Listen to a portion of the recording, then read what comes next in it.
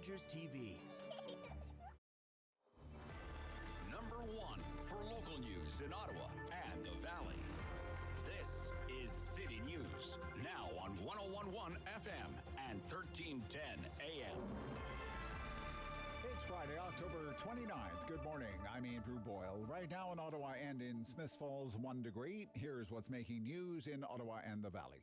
The children head out trick-or-treating this weekend in some light rain, it looks like, and about 8 degrees by Sunday evening. The city's Deputy Medical Officer of Health says we're not out of the woods yet as far as COVID-19 is concerned, and practicing some of the COVID measures is something children should keep in mind.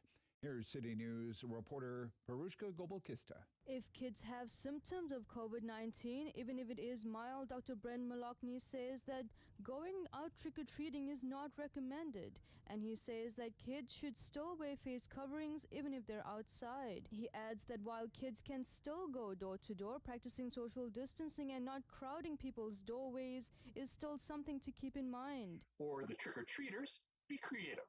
Build the face covering into your costume. But remember, a costume mask is not a substitute for a face covering.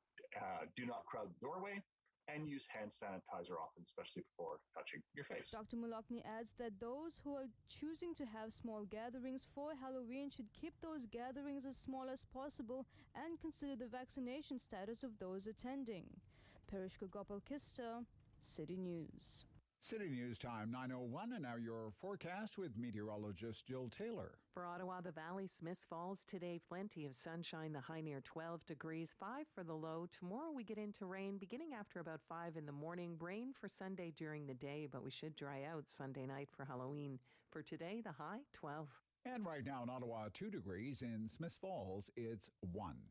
City News time, 9:02. StatsCan says the economy grew by 0.4% in August. Leading the way in the month, a rise in activity in accommodation and food services, retail trade, and air travel. All of those were extremely hard hit by COVID-19.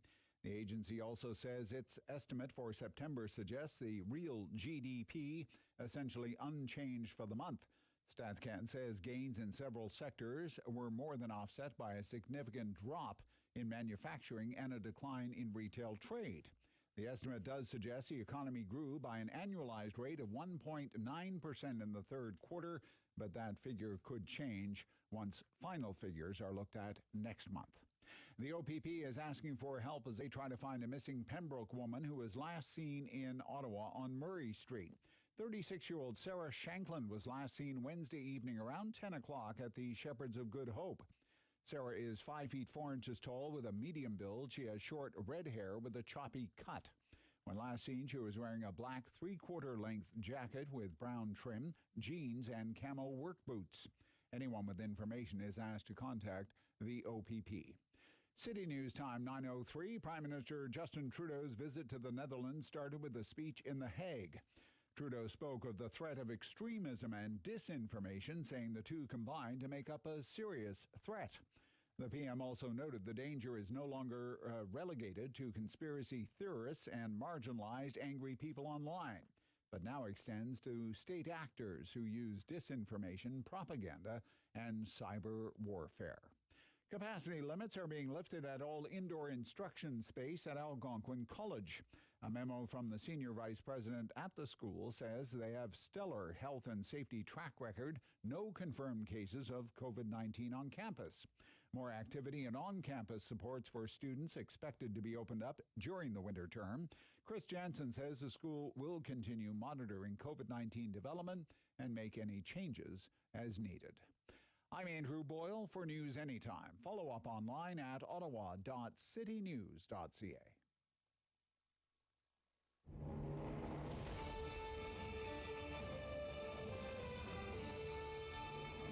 Separating headlines from hearsay. It's the Rob Snow Show on Rogers TV and City News. 101.1 FM and 1310 AM.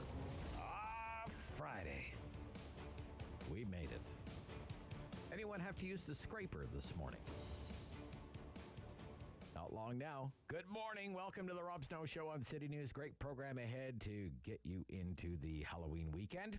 Some of the usual Friday fare and some of the big newsmakers of the week. Coming up, Mona Fortier, Ottawa-Vanier Liberal Member of Parliament and the only Ottawa area cabinet minister following this week's cabinet shuffle. Mona Fortier is becoming the president of the Treasury Board, which means she will have a full menu. It is a big job being president of the Treasury Board. You basically have the government that comes up with the policies, and then it's up to the Treasury Board to actually put those policies into action, okay? Give them what the government calls operational reality. On the front lines, executed through the civil service. And I mean, this is an extraordinary time for our public sector workforce, the city's largest employer. Much of the federal workforce still working from home. What is the back to work plan? There are vaccine mandates, federal government vaccine mandates. The deadline for that is October 30th. October 30th is tomorrow. There will be collective agreements that will have to be negotiated. So being president of the Treasury Board may not have the same kind of cachet as being Minister of Finance or Foreign Minister or Minister of Justice. But it's a big job. It's an important job, especially in this city. So I'm looking forward to that interview. It's coming up in about 10 minutes from now. Also on the program this morning, the Minister of Long-Term Care in the Ontario government, Rod Phillips, with major new legislation in the works for the operators of long-term care homes. This, if you can believe this, is the first major upgrade of long-term care legislation in Ontario in 24 years. In 24 years. Can you believe that? And the government needs to get this right. Because we can never have a repeat, right, of what happened during the pandemic. Almost 4,000 seniors died in long-term care homes during the pandemic. The shortcomings of the system, the decades of neglect of Ontario's long-term care system was on full display. It was there for all to see during the pandemic. So under this legislation that was introduced yesterday, the government, for the first time ever, if you can believe that, for the first time ever, the government would have the power to levy fines, big fines, upwards of $1 million against the operators of long-term care homes if they're not meeting new provincial standards. Not only that, the government could actually step in and appoint a supervisor to take over control of a long-term care home if the government deems that to be necessary. Long-term care has been the issue all week down there at Queen's Park. The opposition has been hammering away at Doug Ford and Rod Phillips because they say the plan is for thousands and thousands of the new and upgraded beds, more than half will go to the for-profit side of long-term care. And as you know, the NDP wants to just rid Ontario of for-profit long-term care, get rid of it altogether. So as you can imagine, it's not impressed with this plan that would see thousands and thousands of new beds go to some of the same companies that were clearly overwhelmed when the pandemic hit. And one of the questions, the line of questioning is, why would you give them more of the government's business? Which is a good question. And it's a question I'll put to the minister this morning, right after the 11 o'clock news. We'll also get reaction on the long-term care legislation and what's happening in our schools with the pandemic when we're joined by our panel of MPPs. We do that every Friday. Queen's Park Week in Review at 11:30. Derick Fage back with us this morning, host of Daytime Ottawa on Rogers Television. Steve Warne on Sports, busy Friday in local sports. Ottawa Redblacks. The Ottawa Redblacks. They're playing today against Calgary. And as well, the Senators are in action in Dallas tonight. But the big story all week is an NHL that's in crisis because of the Kyle Beach story, a story that is far from over. Randall Denley will join us, author and post-media columnist. He writes about the Ford government for the National Post. In focus for him today is $10 a day childcare. Randall is now very doubtful that the Ford government and the Trudeau government will even come to an agreement on $10 a day childcare. And it's the Rob Snow Show.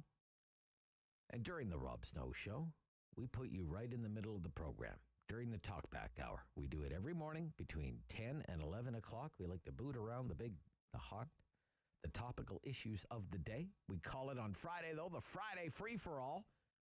We're open to just about anything during the Friday free-for-all. We don't come up with the topics. You come up with the topics. I have topics, but I've talked all week, and I'd rather hear what's on your mind.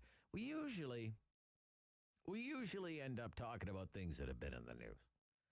Okay, but it's not carved in stone. We don't have to talk about things that are in the news. Maybe it's something that you think should be in the news. Rob, why isn't anybody talking about this? Well, you call me and we'll talk about it. It can be a minor pet peeve. Scooters on sidewalks. Okay, or you can blow the whistle on a major scandal. Okay, Rob, here's what's really going on with light rail. You can call and give me heck. You can call and sing my praises. I don't care. Just say my name right. Plenty of material to work with this week. Big cabinet shuffle. Big climate change conference starts this weekend. We had the Bank of Canada on interest rates. They're going up. Inflation. Maybe it's more temporary than they thought. The price of gas. The price of groceries. And you know what? It has now been 40 days. 40 days without light rail in Ottawa, which officially means this failure of public transit is now of biblical proportions. Have your say. It's always an adventure at 750-1310. It's Friday. This is the Rob Snow Show on City News.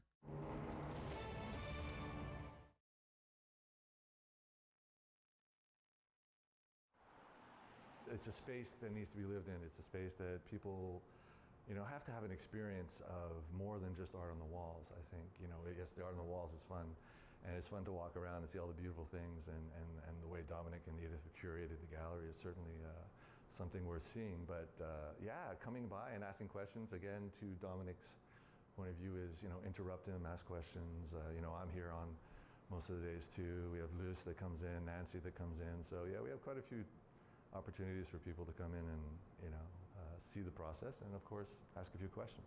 It's a great space. Basically, the one event that we did do is the jazz shows, the jazz and blues shows. And I think the weird thing to let you know is that the acoustics in here are really amazing. I think that was the first thing that blew me away when we started doing shows, or when I was helping out with the shows. And the other part of the business too is we do rent it out for special occasions too. So a few weddings, birthday parties, product launches, that kind of thing. So they're also a lot of fun. We do have one artist that's from the States, but of the 30-odd artists, the rest are from either Quebec, Ontario, and one beautiful woman from BC. It's definitely part of the philosophy to maintain and canvas and show the beauty that we have in our backyard. You have the very, very strong personalities in Edith and Dominic, of course. It's wonderful to see how that actually balances out in the rest of the gallery. Without necessarily being, an objective, we basically have half female artists and half male artists in this gallery. But I can't say it's anything more than choosing the best people, and that's just the way it is. And I love that. I think it's great. You go through and you're like, wow, it's all pretty cool. And yep, it's half are women and half are men. It's cool. Like everyone else, we didn't know what to think, right? It's overwhelming at first. You just know that things are closed. And now you're trying to figure out what you do during that downtime, which I think everyone did. And I think in March, the first closed, the first shutdown, it was a lot of actually recuperating and resting and not worrying too much on the spot. Running a gallery is a bit like running a marathon with sprints. So there comes a time where, it's actually nice to just take a break. And then you wake up and realize that, okay, now it's time to wake up and deal with this new reality. From my perspective anyways, I think a gallery can be overwhelming, and I like to make it fun. So you're going to come in, I'll ask you questions, I might even joke around with you. The most people come here, they're not really going to buy art, but they could have a fun time and talk about it, right? And one of the things the gallery does offer is for local purchases, we'll be happy to drive it to your house and hang it for you.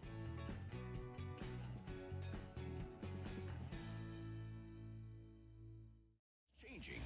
So keep up with Rob. The Rob Snow Show returns on Rogers TV and City News, 101.1 FM and 1310 AM. Again, still ahead in our program, Derick Fage, host of Daytime Ottawa, Rogers Television. One of the things we'll have to talk about is Facebook isn't really Facebook anymore. Facebook has changed its name to Meta. And we're all going to live in Mark Zuckerberg's virtual universe. Hard pass on that one. Rod Phillips, Ontario Minister, Long-Term Care, right after the 11 o'clock news, and we'll do Queen's Park Week in Review with a trio of MPPs from the three major parties. But this morning, we're pleased to welcome the new president of the Treasury Board, Ottawa-Vanier, Liberal Member of Parliament, Mona Fortier. Good morning. Good morning, Rob. Thank you for having me. It's a great pleasure. First of all, congratulations. Thank you so much. I'm very honored and, of course, humbled by this appointment, and that the Prime Minister has renewed confidence in me, and I'm very eager to work on this very important file and to continue serving Canadians, of course, at the best of my ability. How would you describe to the uninitiated what the role is of the president of the Treasury Board? What do you do now? Well, in simple terms, I would say I'm the chief operating officer of the government. When the budget has been decided by the Prime Minister and the Minister of Finance, then we need to effectively convert those decisions into programs and policies that are approved by Cabinet and by the decision, and to bring them to reality. And the Treasury Board has that coordination of making sure that all of the operations are well done. And also, as the largest employer in Canada, my role will be to oversee the negotiations with the unions and bargaining agents. Right. So that's in a simple term. Yeah, big job, though. Big job, right? Yes. Yeah. Biggest employer in Canada. And, of course, the biggest employer in our city. Vital to our city. Yep. So there's a big date on the calendar, right? October 30th is the deadline. That was the latest deadline on mandatory vaccination. What is for federal workers? What is the latest on that, Mona Fortier? So today is the last day where we invite public servants to attest that they have received both their vaccines. And up to date, I really want to commend and thank, first of all, of the hard work of the public servants, but also for having stepped up and shared their attestation. Over 240,000 public servants have done it already. And starting up until today, they can continue to update their attestation. And then after this, well, those that have not, for different reasons, if it's medical or need accommodation because of religion, we will be looking at those requests, and then those that will not have been looking at those the mandatory requirements will, as early as November 15th, be on administrative leave without pay. And how do you feel about that? Do you agree with that position? Well, I agree that the Government of Canada needs to step up and make sure that we continue to protect the health and safety, not only of Canadians, but of public servants. We have the role to serve Canadians, and this is something that we need to do. And also, the vaccine is the tool for us to be able to finish this fight against COVID. Therefore, the public servants are to show that it is the way to end the pandemic, and I strongly believe in this mandatory policy so we can get to the end of this pandemic. We've seen, though, Mona Fortier, at other levels of government that mandatory vaccination can lead to service disruptions or service cuts for public services. For example, the Toronto Transit Commission, the largest public transit system in the country, is warning now of service disruptions because of mandatory vaccination and TTC operators not getting vaccinated. We saw the Legault government in Quebec impose a deadline for mandatory vaccination, only to pull it back because the healthcare system would be in jeopardy. The viability of the healthcare system would be in jeopardy because 15,000 healthcare workers were not vaccinated. Even here in the city of Ottawa, Mayor Watson and the city manager, Mr. Kanalakos, have said one time only 2-week extension to give people more time. What happens at the federal level if the mandatory vaccination policy leads to service disruptions for Canadians? Well, thank you very much for that question, Rob. And I think that this is something where we're going to have to evaluate the different scenarios when we have a better understanding of how many public servants have not, let's say, disclosed their attestation. But at this time, I have to tell you, we're really on the right track where over 240,000 public servants have attested, and these public servants will continue to work hard to deliver services for Canadians. I do believe that if we need to look at solutions, we have, as a government, been really adapting in the past 18 months with COVID to make sure that Canadians rely on the government services. Therefore, we will find those solutions as we learn on what disruptions, if there are any, come about after this decision. Okay.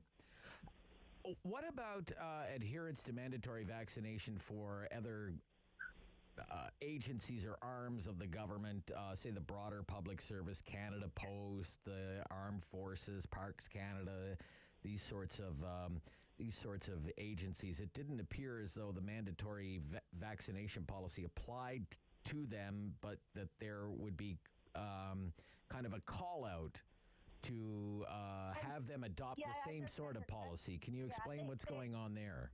They are stepping up. They are following, many of them following the guidelines of the Treasury Board of what we are doing for the federal government.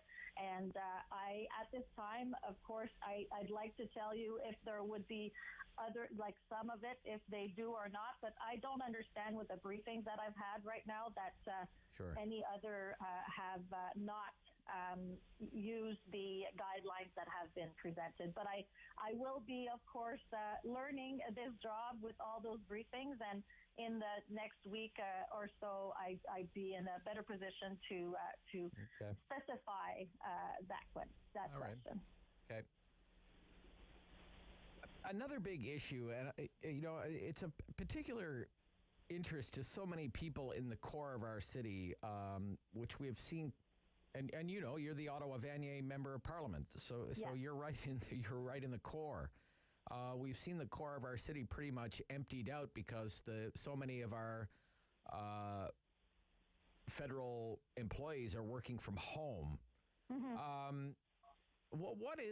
What is the plan as you know it right now for an eventual return to the office towers of the capital, Mona Fortier, so that we can, so we can breathe some life back into our downtown core?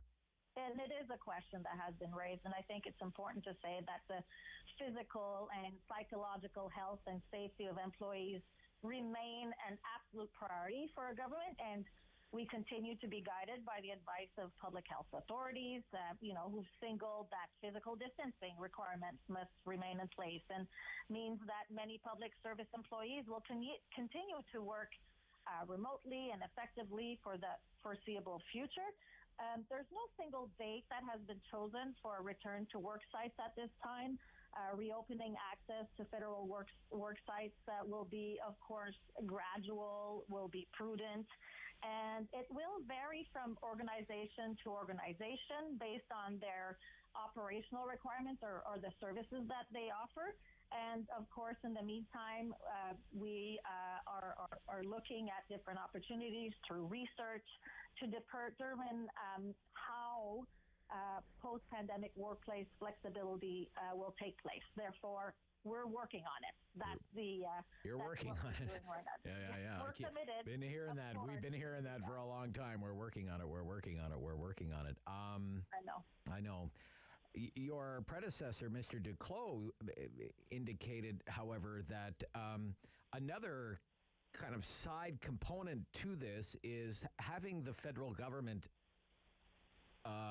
leasing or owning so much real estate to house public servants as their workplace.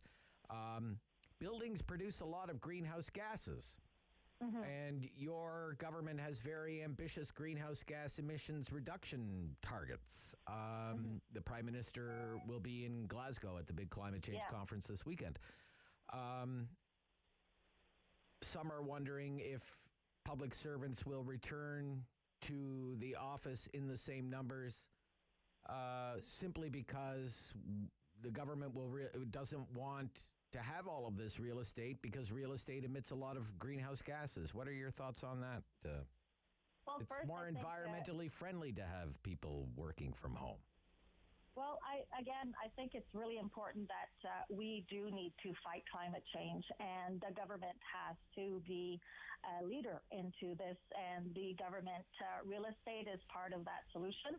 I will be looking at what is currently being done, and then look at how we will be able to participate to this greening of government. And I hope I will come back to you very soon with a better outlook on how our contribution and being, listen, remember, Catherine McKenna wanted the National Capital Region to be the greenest capital in the world. And I think that is still something we need to look at.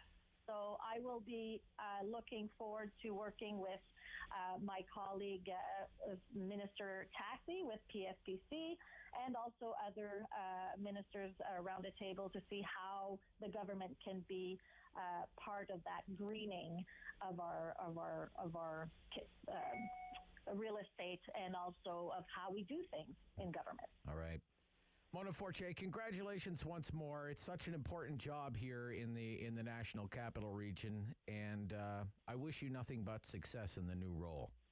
Thank you very much, Rob, and I'm really glad I had a chance to speak with you today, and in the future, of course, I hope I will again. Yep. Bye-bye. Merci. Thank you. Bye-bye. Yeah, bye-bye. Liberal MP Ottawa-Vanier and the new president of the Treasury Board. That's Mona Fortier. Derick Fage, the host of Daytime Ottawa on Rogers Television, is coming up next here on City News.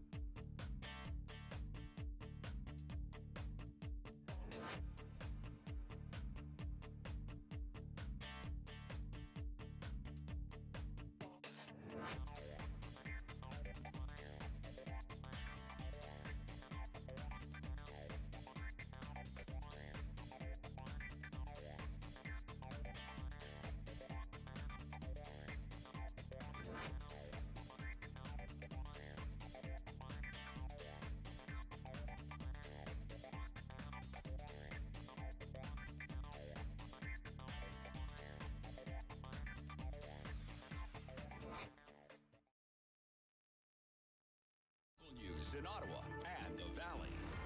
This is City News, now on 101.1 FM and 1310 AM. It's Friday, October 29th. Good morning. I'm Andrew Boyle. Right now in Ottawa and in Smiths Falls, 3 degrees, and here's what's making news this hour. One of the major backlogs only made worse by the COVID pandemic, court dates in Ontario. The province now says it will spend $72 million over a 2-year period in order to clear the tens of thousands of cases currently clogging up that system. Core federal public service workers had until today to declare their COVID-19 vaccination status. It appears all but 24,000 of 268,000 employees are fully vaccinated. The Public Service Alliance of Canada, though, says there is a big hole in the policy when it comes to whether unvaccinated people should be accommodated under the Canadian Human Rights Act. Today is that deadline for the federal government to announce if it will appeal the federal court order directing it to compensate thousands of First Nations children who were removed from their homes. The Human Rights Tribunal found the government discriminated against First Nations children, knowingly underfunding child and family services for those living on reserve. City News Time at 9:31. I'm Andrew Boyle for News Anytime. Follow up online at ottawa.citynews.ca. Firm. Fair. Fun. The Rob Snow Show returns On Rogers TV and City News, 101.1 FM. and 1310 AM. Welcoming back one of our great weekly contributors, Derick Fage, is the host of Daytime Ottawa on Rogers Television. Good morning. Good morning, Rob. How are you today? I'm good. Although when I pulled into the parking lot here, and I was looking at what Shea 106 has a Ford F-150 that's parked out there, stationed vehicle, and it looked like if you wanted to go drive it this morning, you would have had to get the scraper out and scrape the frost off of the windshield. And I was, I don't like seeing that. So a little frost on the pumpkin this weekend, maybe, for some people. How was your week at Daytime Ottawa? Actually, Halloween is coming, so a lot of Halloween themed stuff. Some safety tips too. With the pandemic still upon us. Some more local musicians. I mean, they're just so excited to be back performing live. Had a couple of great musicians. Some that just returned from a tour in the Maritimes, and the NAC is back and open, and going to have live music there. Ottawa Fall Home Show's happening this weekend. Oh, okay. The Ottawa Fall Home Show is back. Where are they having that? At the EY Center. At the EY Center. Okay, good. The EY Center will have some business. That's good. Yeah, exactly. Right. So local exhibitors that are going to be there did that. And this one was really interesting. It's the first year of the Day of the Dead Festival here in Ottawa, down on the Byward Market. And what they put together sounds absolutely amazing. So it's happening actually from 11 till 6 today, and then throughout the rest of the weekend. Okay. I highly recommend it. It sounds like they're going to do a lot of fun things. They got tequila tastings. They've got workshops where you can build a piñata. They've got music and food. It sounds like it's going to be a ton of fun. And then you had me at tequila tasting. Yeah, I thought so. That's why I started with that, Rob. Well, Halloween has been a Halloween show today, by the way. Oh, good, good. It should be a lot of fun. Well, Halloween's been a write-off for like 2 years, right? So, last year because of the pandemic. And then I remember, I was thinking back to 2 years ago, we had that terrible rainstorm, right?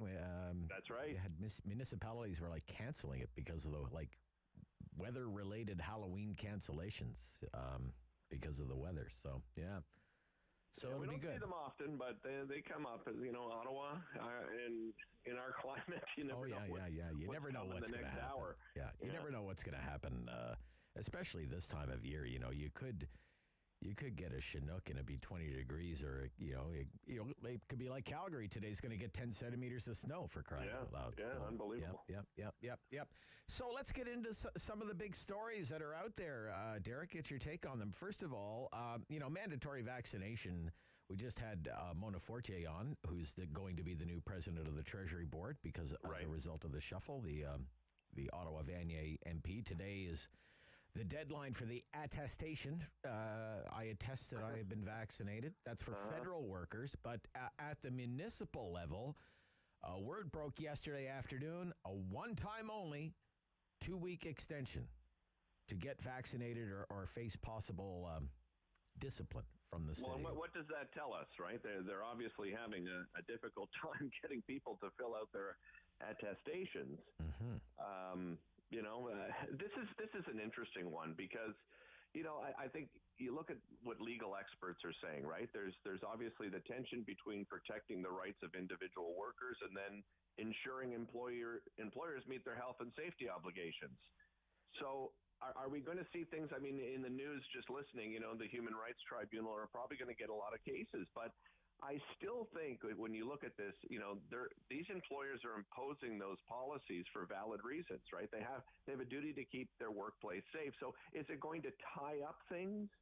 I think so. There's no doubt in my mind. But I'm not expecting mass resignations, right? I don't think you're going to see companies and different levels of government with mass resignations that are going to leave them short when it comes to staffing. And we've got over 80% of all Canadians age 12 and over, fully vaccinated.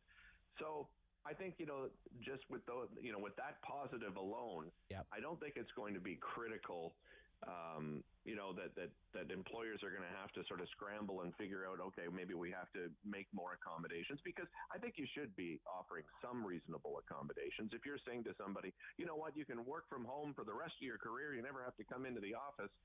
Do they necessarily need to get vaccinated? I don't know. I think they should. Well, I think about it. If I was an employer and I had, say, somewhat of a lax vaccination policy for my workplace, and an employee comes into work, is fully vaccinated, but say contracts a breakthrough infection because they caught it, they think, from somebody who wasn't vaccinated, maybe that worker has cause for action against their employer for providing an unsafe work environment. So it gets all tied up in knots, right? Yeah. So, yeah. Yeah, no, I agree 100%. It can work both ways.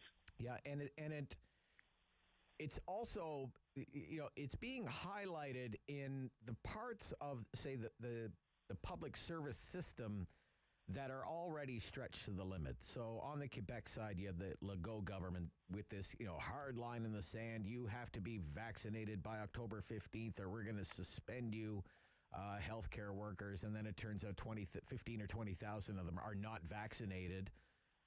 So Dubé and Legault have to say, well, actually, we can't forego having 20,000 healthcare workers.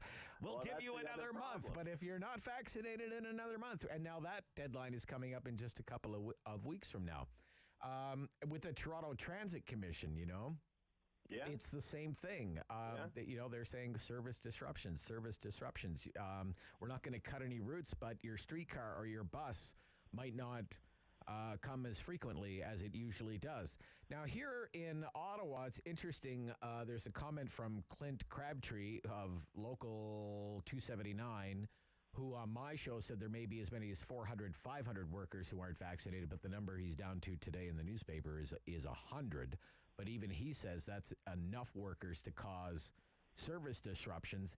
And the last thing OC Transpo needs now would be more service disruptions. So there's going to be a lot of jobs. What are they going to do in 2 weeks if it's the same number? If it's the same, are they just going to say, "Oh, okay, we'll give you another 2 weeks, and then we'll give you another 2 weeks"? So I don't. Well, I guess there has to be a certain amount. They'd have to sell it quite well, right? There'd have to be a certain amount of public understanding. Listen, there's two choices here. We can have these workers and accommodate them that do not want to get vaccinated, but they're going to be the ones, driving your bus. Are you necessarily going to be comfortable with that?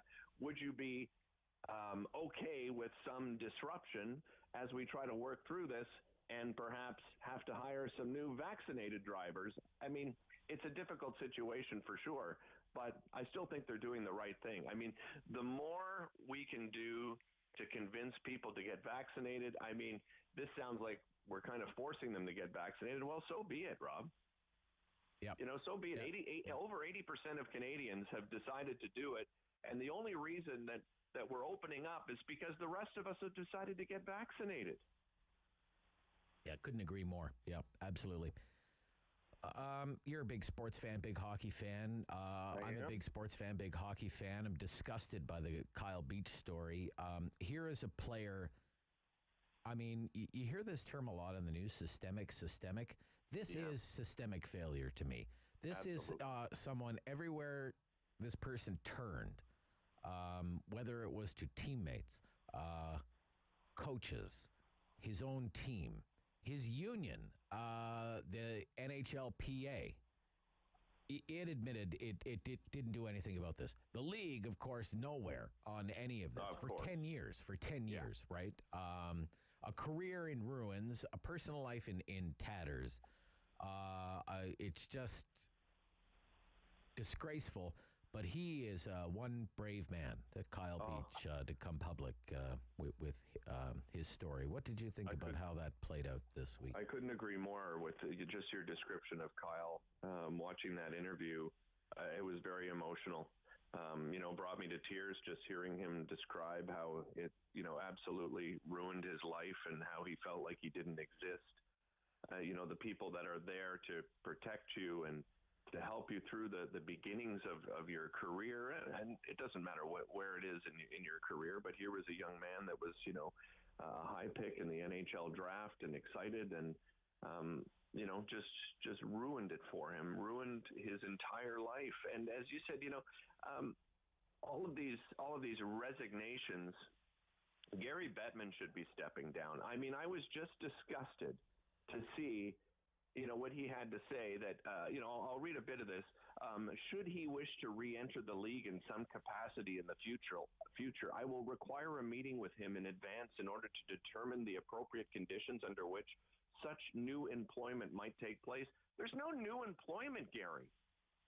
This man is complicit into ignoring it, putting the team... the coach. Quenneville. Quenneville. I mean, putting the team ahead of this young man's life and his livelihood. It's absolute. This coach should never coach again in the NHL. And I understand, there's a trickle-down effect and, his family's going to be affected by it and so forth. Well, guess what? Kyle's entire family has been affected by this. Yeah. You mentioned the NHLPA. Donald Furr, he should be stepping down. He should be. I mean, quite frankly, the bloody players should be demanding his resignation. Yeah. If you want, what are you paying dues support for? Kyle? What are you paying dues for? You want to support Kyle?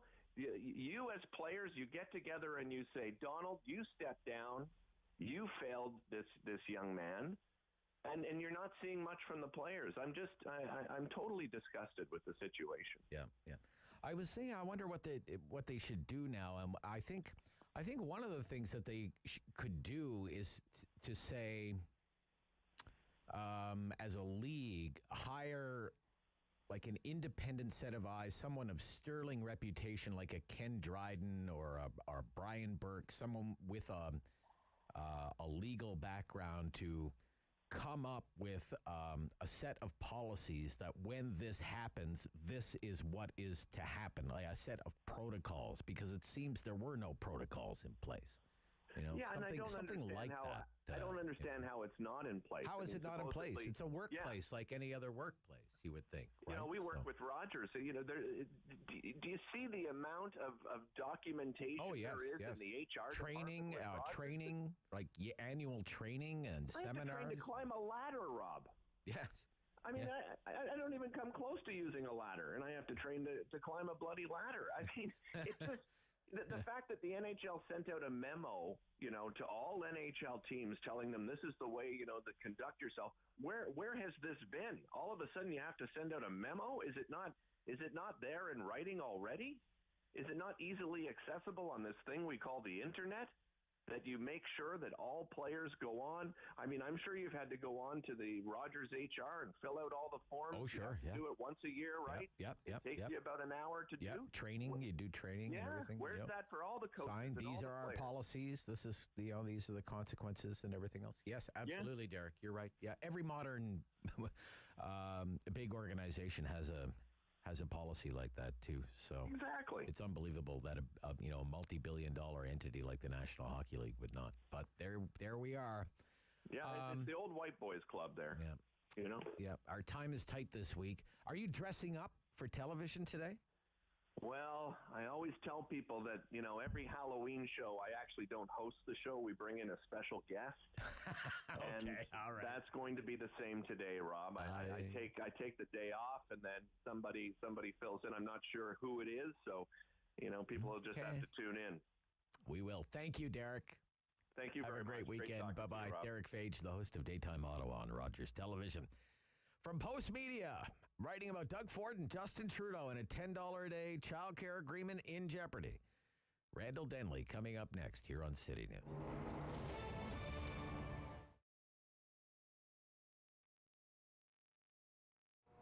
So the birth of Absinthe was 2002, I think, 2003, and I was working at Urban Bistro, happily, where Allium is now.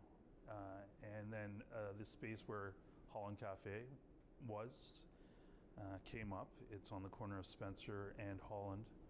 And I spoke to the landlord, and there's a lot of interest from a lot of other people, but he and I just, got along super well, and he put a lot of faith in me. So Carmen Turner is his name. He gave me the lease to the place and really pretty much gave me all the equipment in the place. I was really lucky. I've been really lucky with landlords that way, actually, both my current landlord and Carmen Turner. Because if there hadn't been Carmen Turner, there wouldn't have been Absinthe. So we were there for a few years and just sort of outgrew the place. And then now we're here. It's obviously been tough, and it's been tough for everyone. I mean, that's been the big democratic sweep of, like, in restaurants and the hospitality and the arts that we were talking about earlier. It's like everybody's been impacted pretty much the same.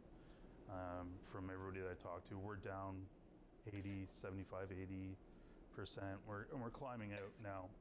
I think one of the saddest things is like everybody, we went down to 2 employees from 25, and we're now at 4, and we're bringing 2 new people on this week, so we'll be at 6. So it's little steps. So it's been tough. It's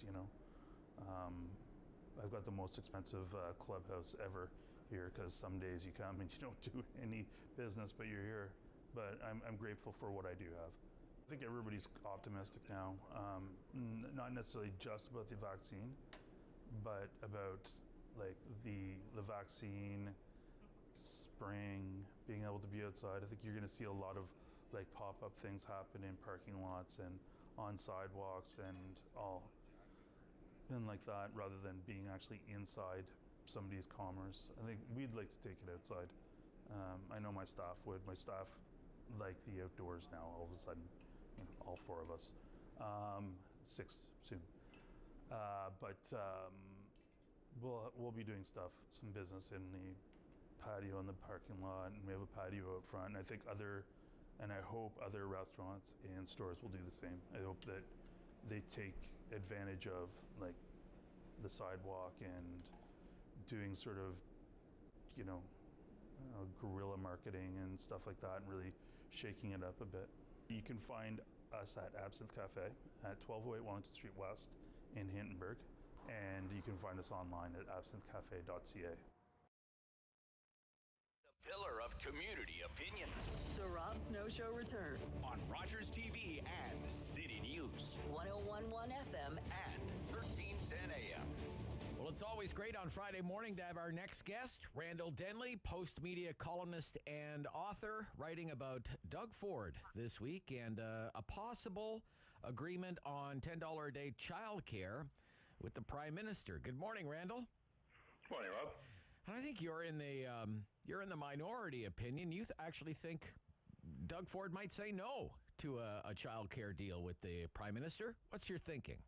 Yeah, it's interesting, Rob, because before the federal election, I was talking to provincial officials, as they like to call themselves, and say, "Oh no, we like this deal. We're getting close to a deal. Just hold off. We're working on the details." And now, again, the same people, or some of the same people are talking to the media, saying, "Well, this deal's not looking so good," because the provincial government has given us a number, and it sounds like a lot, $10.2 billion over 5 years for childcare. Wow, free money, let's take it. Most provinces and territories have done exactly that. So what's Ontario's hang up? They look at well, how do they get to 10.2? Well, it's a little bit different because in other provinces, they did something as you would think would be logical.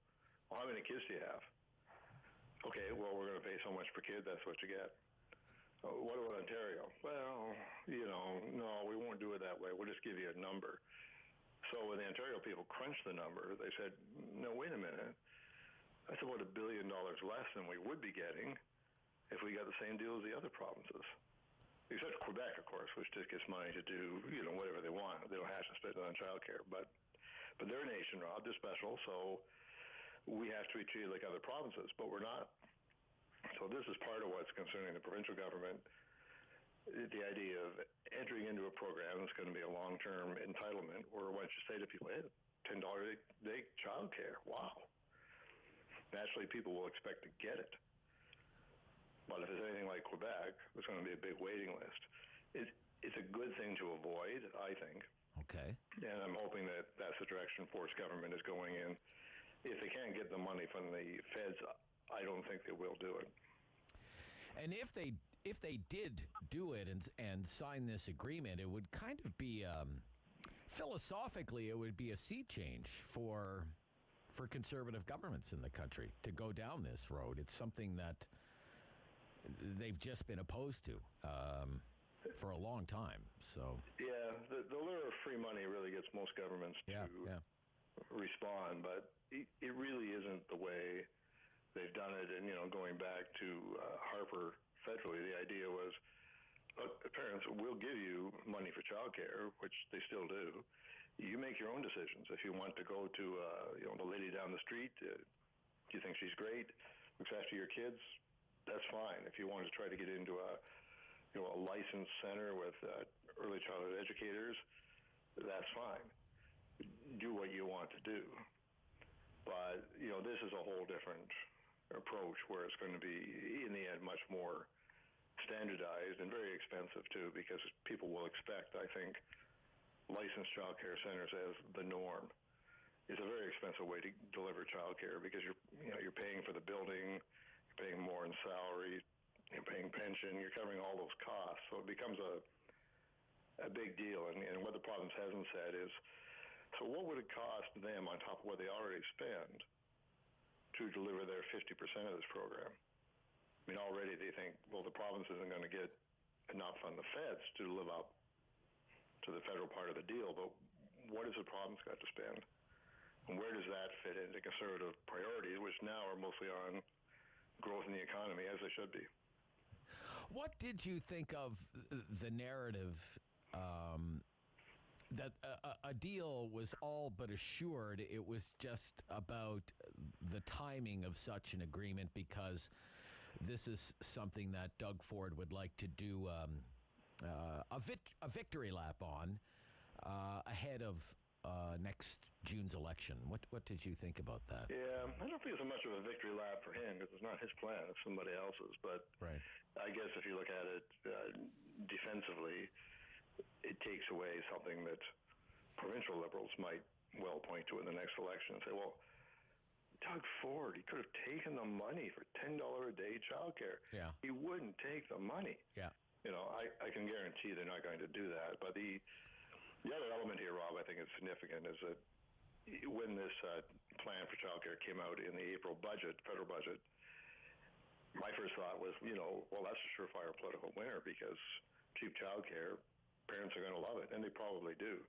But most people don't see themselves benefiting from it. So Abacus data poll this week showed top 10 federal issues with voters. Number 10, well in the bottom, was the child care plan, 15% support. Yeah, very surprising. Yeah.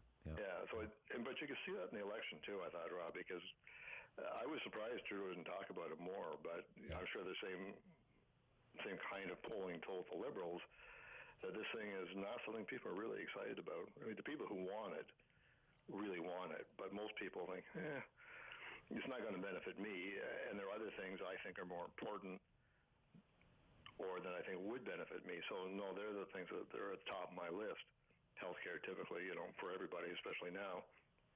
I mean, I think people have at least some sense if you start some expensive new program. That's going to be some money that you don't have.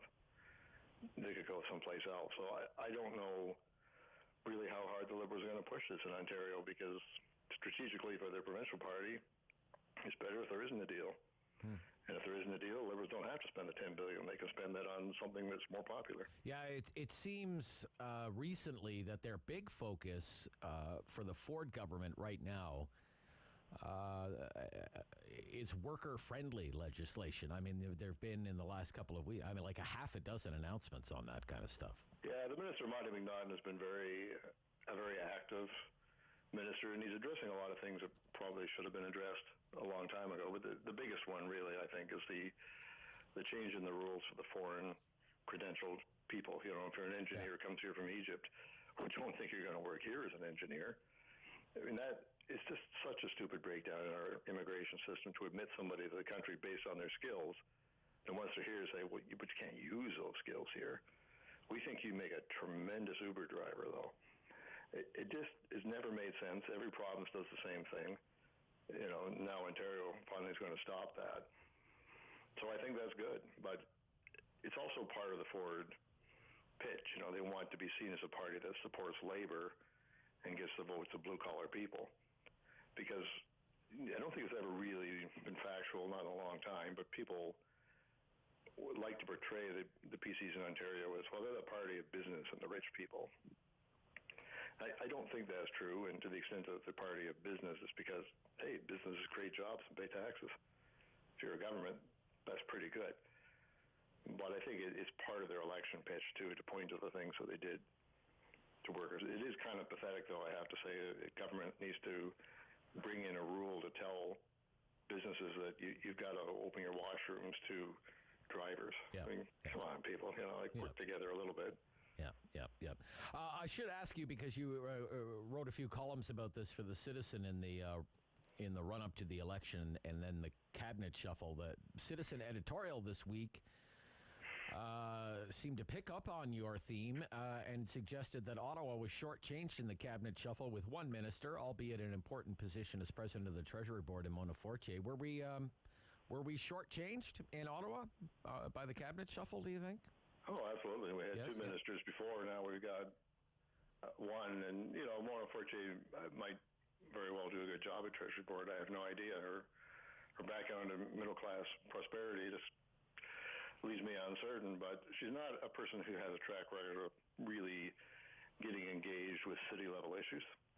I thought and hoped that Yasser Naqvi would be an obvious choice for cabinet. I mean, he's very experienced demographically. He fits what the Liberals are looking for.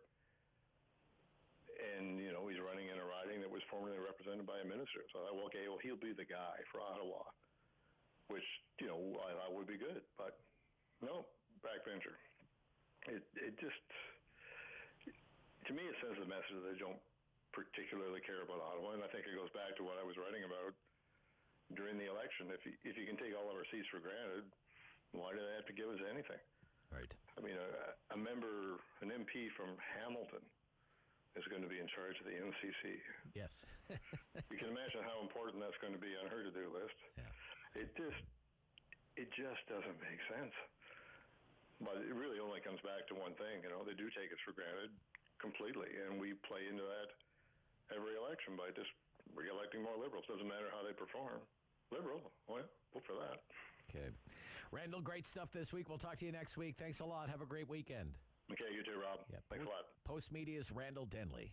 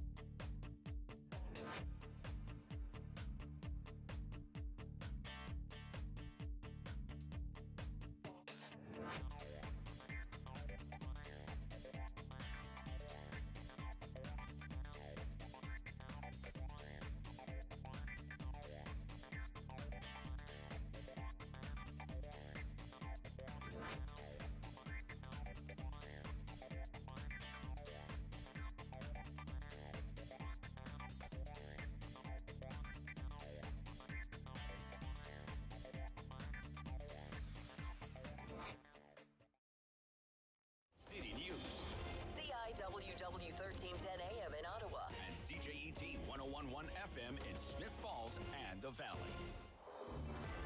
Number 1 for local news in Ottawa and the Valley.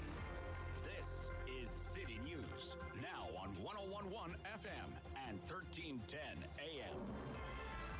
It's Friday, October 29th. Good morning. I'm Andrew Boyle. Right now in Ottawa and in Smith Falls, 3 degrees, and here's what's making news in Ottawa and the Valley. Latest indication of how the Canadian economy is doing. We get the latest GDP report from City News senior business editor Mike Eppel. Well, the economy was not growing as fast as forecast in the month of September. Stats Canada in with the latest reading on economic growth, and the GDP was higher by 0.4% for August. The September data, though, pointing to a flat result for the month. We've seen the reopening trends help parts of the economy, but the agricultural sector had a tough summer due to drought conditions in certain parts of the country. And we're also looking at just the supply chain metrics tripping up things a little bit. So it's just another data point for the Bank of Canada that maybe won't have the central bank as aggressive with interest rates as maybe they were talking about earlier this week with inflationary risks and the outlook for 2022. It has cooled off the Canadian dollar. At the Business Center, I'm Mike Eppel. Now, City News time at 10:02 with your forecast. Here's meteorologist Jill Taylor. For Ottawa, the Valley, Smith Falls, today plenty of sunshine, the high near 12 degrees, 5 for the low. Tomorrow we get into rain beginning after about 5 in the morning. Rain for Sunday during the day, but we should dry out Sunday night for Halloween. For today, the high 12. And right now in Ottawa and in Smith Falls, it's 3 degrees. 419 cases, that's the number of new COVID infections in Ontario today. 30 of those reported in Ottawa, 4 in Eastern Ontario's health unit, just 1 in Leeds, Grenville, Lanark, and no new cases in Renfrew. These numbers come from just over 29,500 tests that were completed. The number that came back positive amounted to 1.3%. Health Canada continues to look over the data from Pfizer. It wants approval for a vaccine in children between the ages of 5 and 11 to combat COVID. City News reporter Laura Carney says the poll indicates parents are giving the nod, the thumbs up, when it comes time to give these shots to their children. More on this coming up at 11. What does the future of Ottawa's downtown core look like when it comes to the return to the office for federal workers? Incoming president of the Treasury Board tells City News they're working on it. There's no single date that has been chosen for a return to work sites at this time. Reopening access to federal work sites that will be, of course, gradual, will be prudent.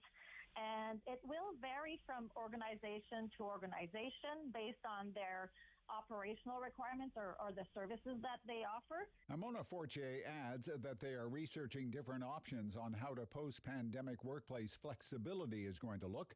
Thousands of federal public servants have been working from home since the early days of the pandemic, leaving many downtown office towers nearly empty. Indigenous child welfare advocates say if the federal government is serious about commitment to reconciliation, it will not take a case back to court. The government does have until later today to announce if it will compensate First Nations children removed from their homes on reserves who endured abuse and suffering in the foster care systems right across Canada. Supreme Court in the country says comedian Mike Ward's comments about a disabled singer did not amount to discrimination. In a 5-4 ruling today, the High Court set aside a decision. It ordered Ward to pay damages for mocking Jeremy Gabriel, saying a discrimination claim must not become a defamation action. Gabriel has a congenital disorder characterized by skull and facial deformities. He became a celebrity in Quebec after he sang with Celine Dion and for the Pope.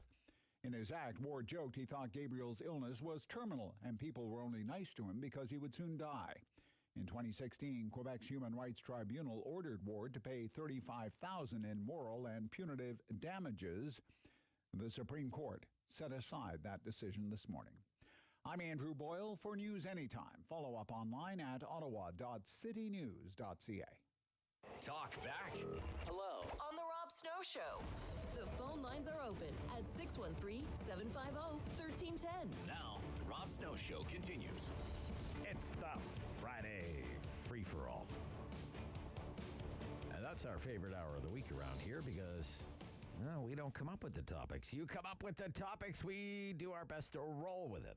We usually stick to things that have been in the news, but that's not a hard and fast rule. Maybe it's something you think should be in the news, whatever it happens to be, within reason.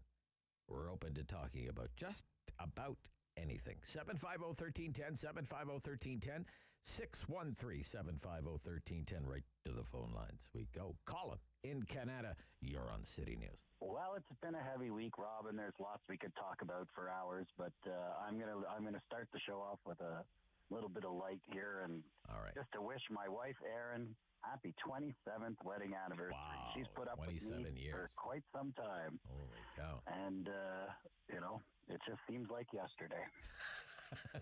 I'm sure it doesn't for her. I'm going to have to agree with that. So let me ask you this, Colin. Let me ask you this. Sure. 27 years together. And you were together for how long before that? 12 years. 12 years before that. Okay, 12 years before. So it's almost 40 years you've known this woman. Pretty close. Right? So what is the key to a successful relationship? Well, happy wife, happy life, and happy wife, happy life. Okay. Tequila. Tequila. Okay. Well, as you heard from Derick Fage report, there is a festival happening in the Byward Market. What was it called, David? Days of the Dead or something like that. Tequila testing in the Byward Market. I'm not taking her to Days of the Dead today, but I am taking her to the Kerbalicious food truck in Kempville. If that's any consolation. Happy anniversary. We're going to the food truck. How romantic. Okay. All right. That's great stuff. All right. Have a good day, Rob. Thank you. Bye-bye. Bye-bye. Yep. Okay. Chris in Blackburn Hamlet. Good morning, Chris. Good morning, Rob. Morning. Nice to hear my old friend Colin. We go back a ways, too. Yeah. He's a great guy. Yeah. Regarding your interview with Mona Fortier, yes, I was hoping to hear the question, why, if people are not going back to the office anytime soon, are they required to be vaccinated? Yeah, good question. Didn't pop to mind. I should have asked her that. Yeah, I was having a discussion actually with a friend of mine who's a supply teacher, and she might have to forego supply teaching because she has to have a certain... They're allowed to supply teach if they get tested, but she's having trouble with the testing process. It's not working. And once again, the question is, well, you're a supply teacher, but if you're teaching via Zoom, why does this matter anyways? So I'm just not understanding that at all. Okay. No, it's a good question. It's a fair question. Absolutely. Thank you, Chris. Okay. Thank you for your call, and have a tremendous weekend. Brian in Ottawa, you're on City News. Brian. Hey, Ralph. Hey, Brian. I can't think of an absolutely worse minister that Trudeau could have put in the Department of Environment.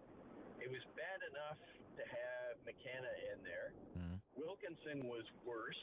Okay. But this guy here, yes, we're going to see our first referendum for separation out west very shortly. As soon as they get rid of Jason Kenney, who's a Federalist, and he is the one that's holding back that referendum, you're going to see it. And Gilles going to be the guy that's going to do it. Well, I mean, the next premier of Alberta, it looks like it's going to be Rachel Notley. So I don't, Not a hope in hell. Not a hope in hell. Not a hope in hell. The New Democrats are, according to the latest poll, the New Democrats are at 50% support, 50 support in Alberta. Yeah, and even Baker said dogs know what to do with moles. Yeah, okay. Well, you know what? The New Democrats have won before in Alberta. Okay, so people aren't really freaked out about the New Democrats being in power again. Well, they won once, and then they were kicked to the curb. I don't know. Right now, Jason Kenney better to get it together. Brian, I'm sure you would agree with that. He's got to get his government's act together out there, or he is gonna be one and done. Jason Kenney has to leave. If he wants to do Alberta a favor, resign. Okay. All right. Yeah, maybe Jason Kenney's not around to lead them into the next election. But come on, is that the Jason Kenney we know, Brian? No, that pompous ass. All right. Okay. All right. Watch it there. Okay. All right. Mark, Ottawa. Mark. Morning, Mark. Oh, hi.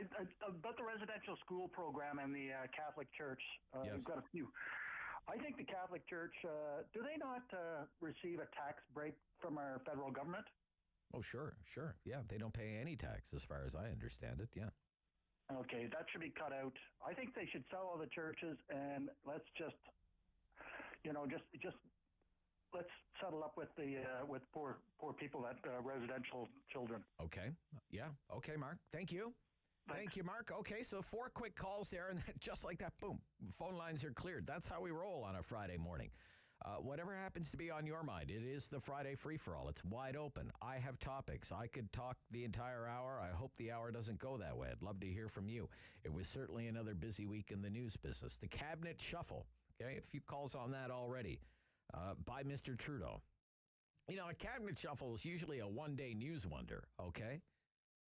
But not with this cabinet shuffle. Still making headlines this morning as the news, to Brian's point, the news continues to reverberate about the dynamic duo that is now largely in charge of Canada's most important industries in the natural resources sector. I had a great conversation with you about that yesterday. We can pick up on it again today if you want, or it can be about something entirely different. Used to be it's the environment and the economy. Now I wonder, is it the environment over the economy? I mean, let's face it, it seems with these picks that Mr. Trudeau's made his choice pretty clear about what his priority is. He wants to go broke on climate change, even if it means you go broke. Yesterday, I explained my reasoning, why I was worried about that appointment. It's more or less from an economic point of view.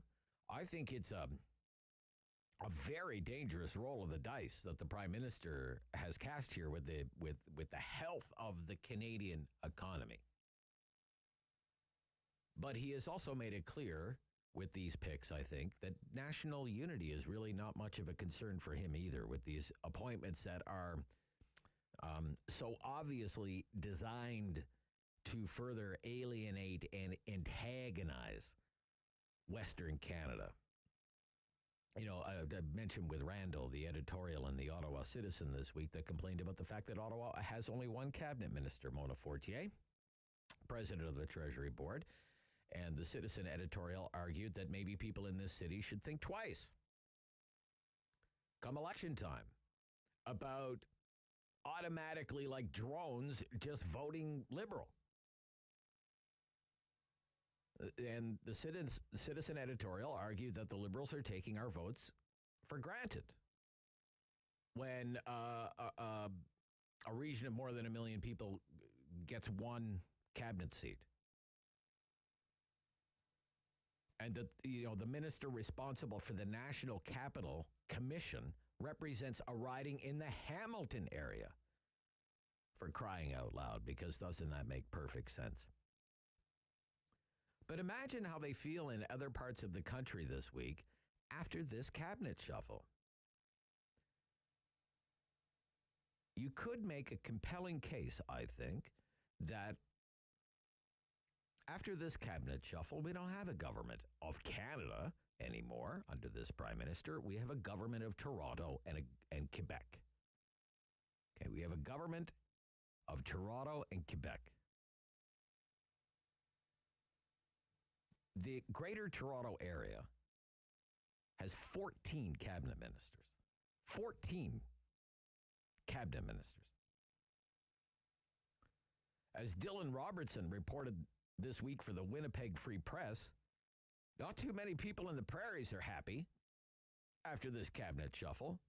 It's a cabinet of 39, and 2 of them are from the prairies, and neither are what you would call prestigious gigs.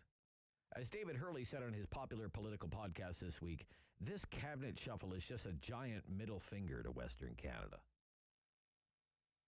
That from the Ontario-Manitoba border all the way to the West Coast, it's just a forgotten land. 14 cabinet ministers from the Greater Toronto Area, and then look at all the Quebec ministers. Okay, you have a prime minister from Quebec, fair enough. Foreign minister is from Quebec.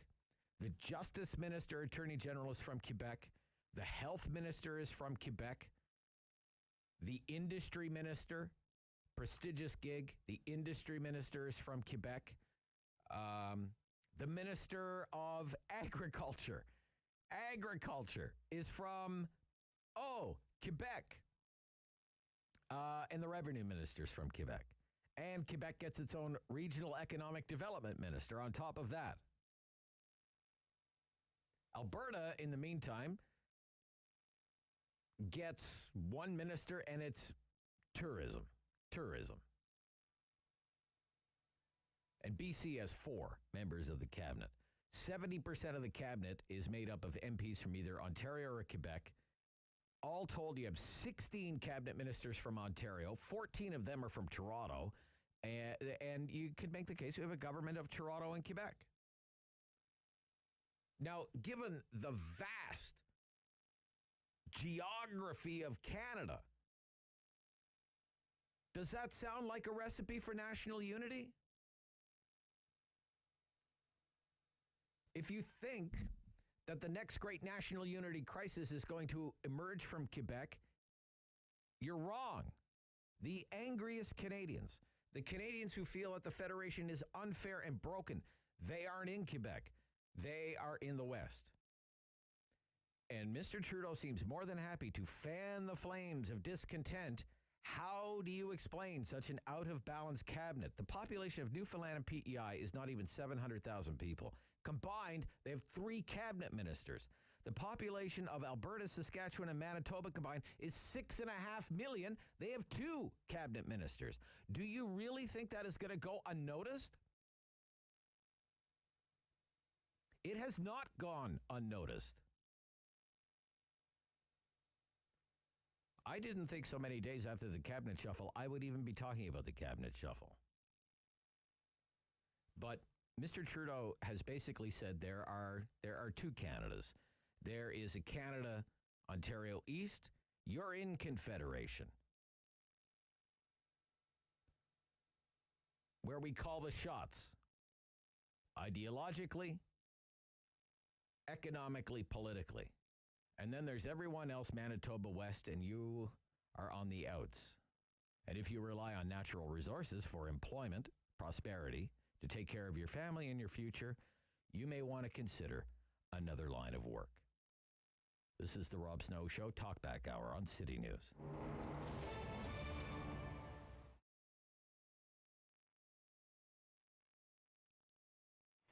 Well, we all loved our rock T-shirts growing up, right? It was our badges. Hey, we went to this concert. We knew that band inside out. So we kept doing that and kept promoting that. What's sort of happening now is that audience is dying. I always say the earth is flat. So the 60s rockers are falling off the end of the earth. So you don't see as big a sales anymore because my audience is disappearing. What's sort of helping to promote that history is the kids are buying vinyl. And luckily we have a vinyl shop in the neighborhood here, Record Center. So what's happening is I've seen kids come in with their dad. And the dad say, hey, do you have any Beatles shirts? Do you have any CBGB? Do you have any of this? I said, well, why? He said, well, because my daughter's into it. She's wearing my T-shirt. So slowly it's coming back, right? The kids are, I think, getting fed up with the generic music that's out there. And they want to click into something that, first of all, links them to their parents, something that they thoroughly enjoy now, and maybe they're passing it on to their grandkids. Pandemic has been a couple of things, definitely hard on everybody. So much messaging that's out there that people don't understand, stats that every day. Jesus Murphy, like I'm getting a headache just reading this stuff, right? So really it was just trying to understand where we were going to go from there. The city of Ottawa all of a sudden said, everybody's got to wear a mask. You got to wear it on the bus. People were scrambling, okay? And I had, the store next door had really big windows, so I just flooded the window with masks. Well, that was the activity that saved the business. People were coming in buying 2, 3, 4 masks at a time at $20 a pop here. But my masks were so different. They were the Rolling Stones, the Beatles, Queen, all the pop culture. Everything else out there was medical masks. And right, so people said, I don't want to do that. I want to show my rock and roll. So it became the new the new T-shirt as far as I'm concerned. Well, what I've done, I'm Hindenburg. I'm now at 1114A Wellington Street, which is next door to the Fab Gear store. And the reason I've changed names, I've rebranded the store, is because I was planning on retiring. And in December, I went, I'm not going to retire. But I've committed to changing what the store's about. So I came up with a new name, Fab Gear's Rock Shop, where legends are dressed. And essentially get that message out. I prefer, if the shirt don't fit, you come in, you try another one on. People like to feel the fabrics with clothing. It's amazing. You'll come in and go, oh, I love that. Oh, can I try this? So that's the big difference. I'm not out to make $1 gazillion. I stick the way I am, old school. I take cash, we take cards. Come on in and talk to the owner. Time to talk back. On the Rob Snow Show. Have your say and call now. 613-750-1310. Nepean is a wonderful place to be in. Vince is there this morning. You're on City News. Vince, good morning. Good morning, Rob. I got a take on this environmental gig that the Liberals are going on. All right. With this Mr. Gilles. Yes, sir. Yeah. Now, it's all to please the European elites who really believe in green. Yes, yes. And it's easy for the European elites to believe in green because they don't have the natural resources that we North America have. So they get all their stuff from everywhere else anyway, no matter whether it's green or not. How would they like it if Russia said, okay, we're going to go green, we're going to cut off the natural gas that we give you guys? See how much they like green at that point. You know, and to me, it's all about the elites and pleasing the European elites in the eyes of the world. Okay. That's what Trudeau wants. Now, regarding Jim Watson. Jim Watson. Okay, what about him? I think the man has to wear the problems of this LRT. Well, he's the mayor. He's the mayor. Who else would wear it, right? He's not owning it. He's not owning it. Okay. No, he's not. He's making all kinds of excuses, all kinds of announcements, and so on and so forth. It's on his watch that they didn't take the best bidder, that they took the non-compliant, and he pushed that. And now, of course, from the start, this thing has been a disaster, and he's been always couching it as if it's temporary, everything's going to be fine, they're going to fix it. If RTG is the problem, they are not to be the solution. All right, Vince. Thank you, sir. Thank you for your comments this morning. Greatly appreciated. Andrew is in Calgary. You're on City News Ottawa. Andrew, good morning. So we have a minister that absolutely hates Alberta now. Hates everything about us, especially our oil that Quebec relies on. And now we have a problem with Jason Kenney. Your last caller was talking, not this one, but the last one was talking about Jason Kenney. I voted for Jason Kenney. I will not vote for Jason Kenney again. Okay. I recommend he step down. And it's not only me, it's everybody I talk to. The whole pandemic, all he did was talk, no action. And he screwed up royally. So if he's listening or somehow somebody can get to him, step down because a lot of people are mad. We need a new leader, and we need somebody that can fight Justin Trudeau, not just walk up to the table and be scared. All right, Andrew. All right. Okay. Thank you. Thank you. A lot of, dyed-in-the-wool conservatives in Alberta are, they feel just like Andrew feels, that Jason Kenney has let them down, and maybe it's time for Jason to say his goodbyes. We'll see what happens. Ruth in Canada. Ruth. Hi, Where Bob. have you been? I haven't heard from you in a dog's day. No, for a little bit. Yeah. God help Alberta, eh? It's tough times, yeah. But anyways, I'm talking about this official plan that The official city plan. has and the energy evolution strategy. And I've just got notice that the city and the province, 710 industrial turbines, approximately 36 square kilometers of solar panels, and 122 large shipping containers of lithium batteries in our city by 2050.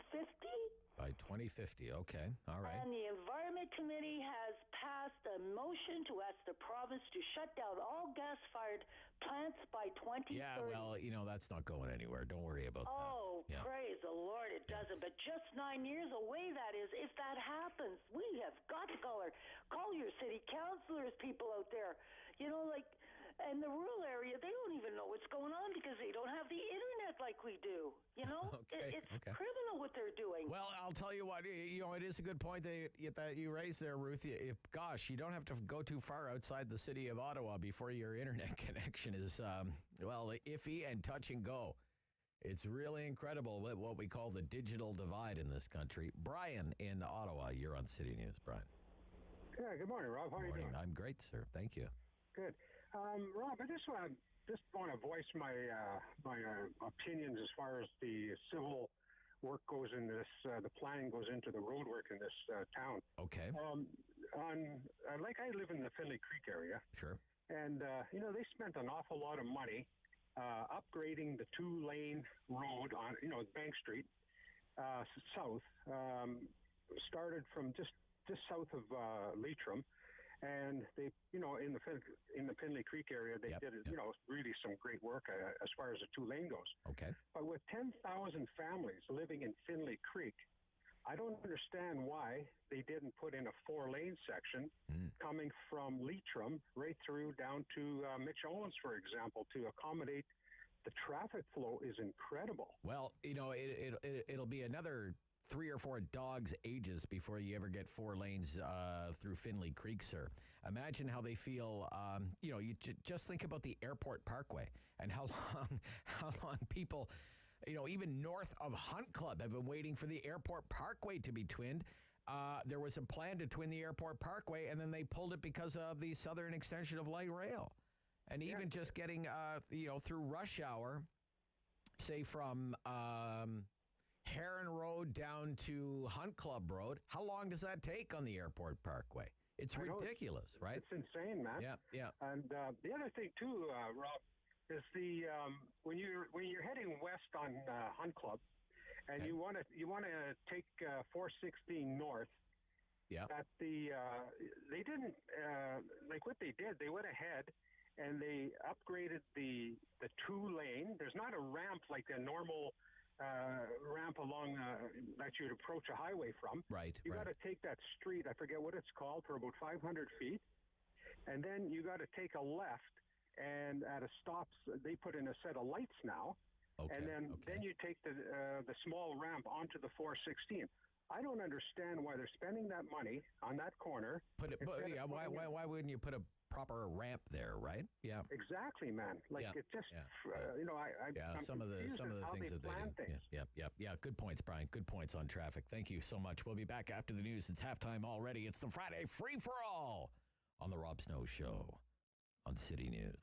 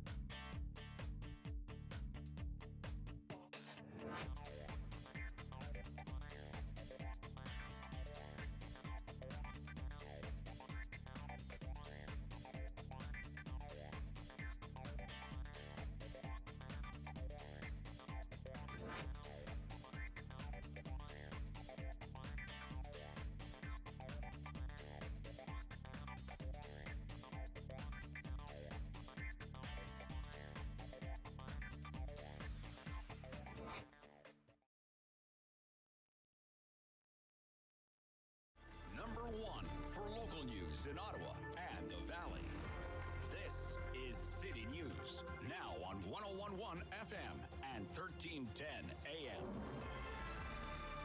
It's Friday, October 29th. Good morning. I'm Andrew Boyle. Right now in Ottawa and Smiths Falls, 3 degrees, and here's what's making news this hour. What is the future of downtown Ottawa office buildings that currently have the federal government as tenants? The new minister in charge of the Treasury Board, Mona Fortier, says the federal government will be making changes and they're working on a plan for post-pandemic workplaces. She says depending on the department, they may look vastly different depending on operational needs.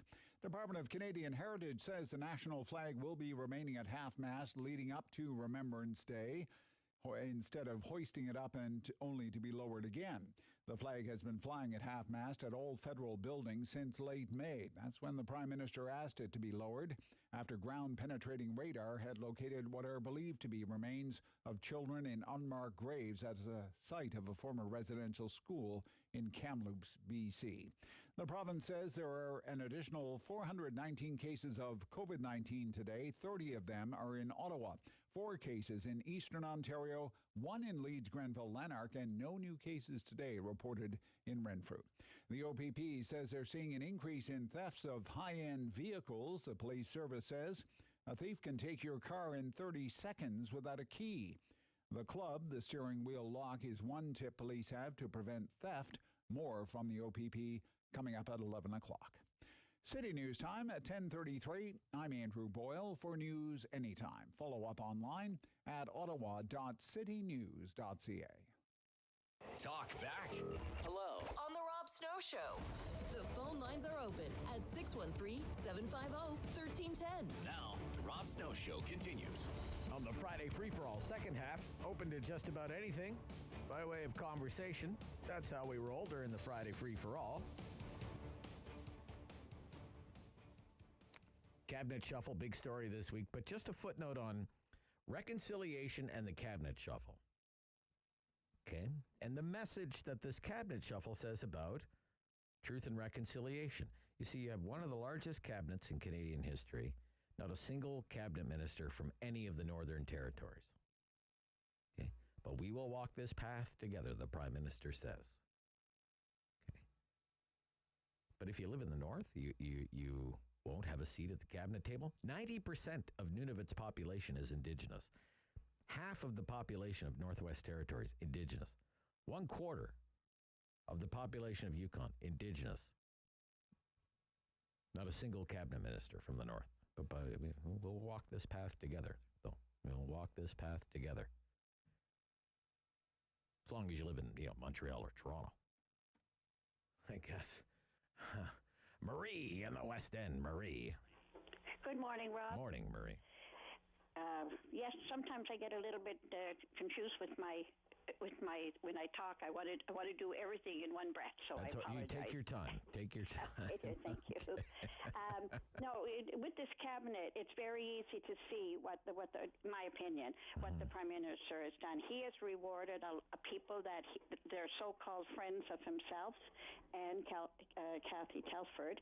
So he's given them that chance to get into cabinet, no matter how good or bad it is for the country, because even though Trudeau says that he's going to be not around for the next election, or he's going to be around for the next election, he's not. You don't think so? You don't think so? No, I don't think he'll run again. I think you'll see some of the people that are now in the cabinet, Christopher Phelan and so on and so forth. Right. But you take a look at just a couple of them. Gilles, for one, watched him this morning. He should be on a poster picture for Halloween the way he looked today. But anyway, he's an odd cat, that guy. He's an odd one, that fellow. Okay, right. Like, how are we supposed, like in Stephen Guilbeault's world, how are we supposed to turn the lights on or heat the house? Okay, he's opposed to oil. He's opposed to natural gas. He's opposed to nuclear power. He's opposed to hydroelectric power. And he's a Greenpeace activist who is opposed to forestry industry. So, what's left? Are we supposed to burn dung? What are we supposed to do? Well, what are we supposed to do? I told my family down home, don't get rid of that little shack out in the back there because I may need that and with my stove and fire. But the other thing, too, is I think as I mentioned yesterday, too, it was very obvious to see that he was very upset he did not get a majority government. We shouldn't have given him a minority either. And he's saying, okay, folks, this is what you wanted. But the sad part of it, Rob, and then I'll finish here, is that we have a beautiful country that was fought for by many, many, many veterans. Some of them still, the younger, older ones type thing. Yep. For what? For what? For him just to say whatever. National unity is a mess. I have 2 nephews in Alberta, and they said it's just not the same. One of them had, was talking to Jason Kenney one time, and he said he shouldn't even be the leader there now for what he's done. But Kenney just goes on as it's remarkable the way things have turned so sour for Jason Kenney. When you think of the journey that he went on since he left Ottawa, since he left federal politics, he goes out to Alberta. He inherits a conservative movement, Marie, that's a complete shambles, right? You have the old guard PC party. And you have the new upstart Wild Rose, and they're eating each other's lunch, allowing the New Democrats to win the election. History shows that as long as the conservative forces are divided, you're basically ensuring never-ending progressive rule, progressive government, right? So he goes out there. He basically takes down the PC party, so it doesn't exist anymore. Wild Rose disappears. The two forces unite. So he accomplishes that with the help of Brian Jean. Then runs for the leadership of that party, wins the leadership, then runs in the election and wins the election, right? It's a pretty remarkable accomplishment when you think about all those things that had to happen in order to have a united Conservative Party in Alberta. And off to a pretty good start, and then the pandemic hit, and it just... it was a shambles. It was a shambles. It's been a shambles. It's still a shambles out there. And it's a shame. Like 22% in the polls. He's 22% in the polls. I know. Like 27 points behind the New Democrats. Yeah. And I think the NDP will win it out there come the next election, which is sad. And I'll just finish by saying, take a look at the last election for us. We had, everybody knows that I'm a strong conservative, but we in the beginning thought this is it. We're going to take it this time, with all the bad ethics and the lies and everything that went on in that government. And nothing was really mentioned, to be honest, on a couple of occasions. We should have won that, at least with a minority government. And no, this is where we ended up. Plus, I can't help but think, thank you, Marie. And then you think about, David, you remember the Maclean's cover. I mean, it was kind of mocked, I guess, at the time, widely mocked at the time, kind of panned at the time. But the resistance. Justin Trudeau's worst nightmare. That's what it's, Justin Trudeau's worst nightmare. And at the time, you could feel kind of confident, say, if you were a right of center, was your politics was right of center. Okay, well, Justin Trudeau can have Ottawa, but, Doug Ford has a majority in Ontario, and Jason Kenney has a majority in Alberta, and, Scott Moe is the man in Saskatchewan, and Pallister is running Manitoba, and Andrew Scheer has a good shot of winning the next federal election. Well, now, Doug Ford will probably still win, but it's not a sure thing. Jason Kenney is on the path of being one and done. Scott Moe is he's not doing well with his handling of COVID, and really doesn't seem all that concerned about it, like in any way that he would change course. Pallister is gone, right? Probably off to Costa Rica. And Andrew Scheer resigned as the leader of the Conservative Party. He's still an MP for Regina Capel, but he's not the leader anymore. And the new leader didn't do any better than the old leader. That's the state of the resistance. Justin Trudeau's worst nightmare. Ian in Brockville. Ian, good morning. Good morning, Rob. Morning. Bunch of quick things here I just wanted to touch on. Number one, I don't know what it is with our government and always wanting to rush things, especially when the people have been begging them to do something for years. I'm going to use that example for global warming. Something we should have been looking at a long time ago. I'm an avid conservative who lives out west, and actually heading back out there in about 6 months from now. But I think there's bigger fish to fry right now. You asked a question last week before my heart got broken. The show went for a crap. And the question... It wasn't the show. It was just a piece of equipment, okay? Yes, Equipment breaks. You know that, Ian. All right? I do apologize. That's okay. Yeah. What's killing me is that I don't know how many people have met and spent some time with First Nations individuals, or maybe gotten invited to certain ceremonies and so on and so forth that they do, but they've been a pretty patient bunch for longer than you and me have been alive combined. So we know what we need to do with global warming. Kind of common sense that we need to do. I'm not saying we should put it right on the back burner, but right now, I think it's very important that our nurses, whether they're vaccinated or whether they're not, our First Nations people, whether they still like any of us or they don't, I think out of all those 5 points, that 5 things the government needs to work on, I really think there's only 2, Rob. The nurses need to be taken care of. Somebody needs to care. And likewise with the First Nations. And I will conclude with this. Should there be any nurse or doctor, like the nurse I run into every morning in Brockville, and I never knew her until I saw her with her nursing outfit on, and then I went up and introduced myself and thanked her for what she does. If we're short on a war, we'll force people to go to war. I don't think the higher powers are truly understanding just what walking angels those people are. So thank you to all of those. And aside from that, Rob, you have yourself a good week. Well, you too, Ian. Thank you. And thank you for your calls. And that was a nice act of kindness that you did there. Oh my gosh, look who's called in. Always an adventure. The truth is out there. And he's all over Arm Prior looking for it.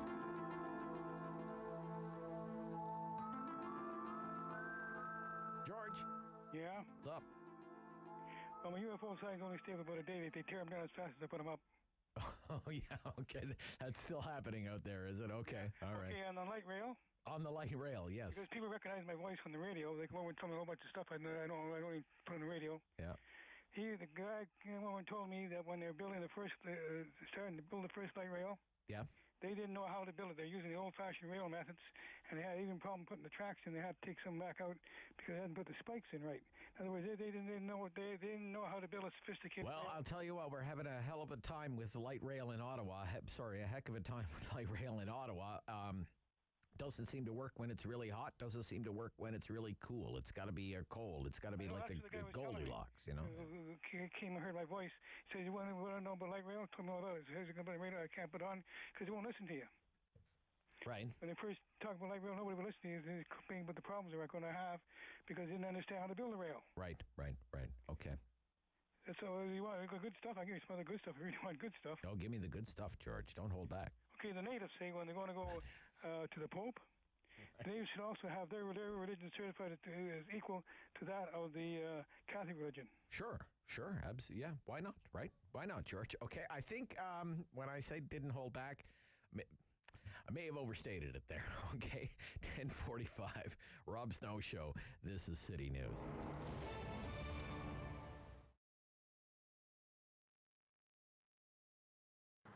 I always knew I was going to own my own business, and I've always wanted to have a store. And I sort of figured when the right concept came together at the right time, I would move forward with that plan.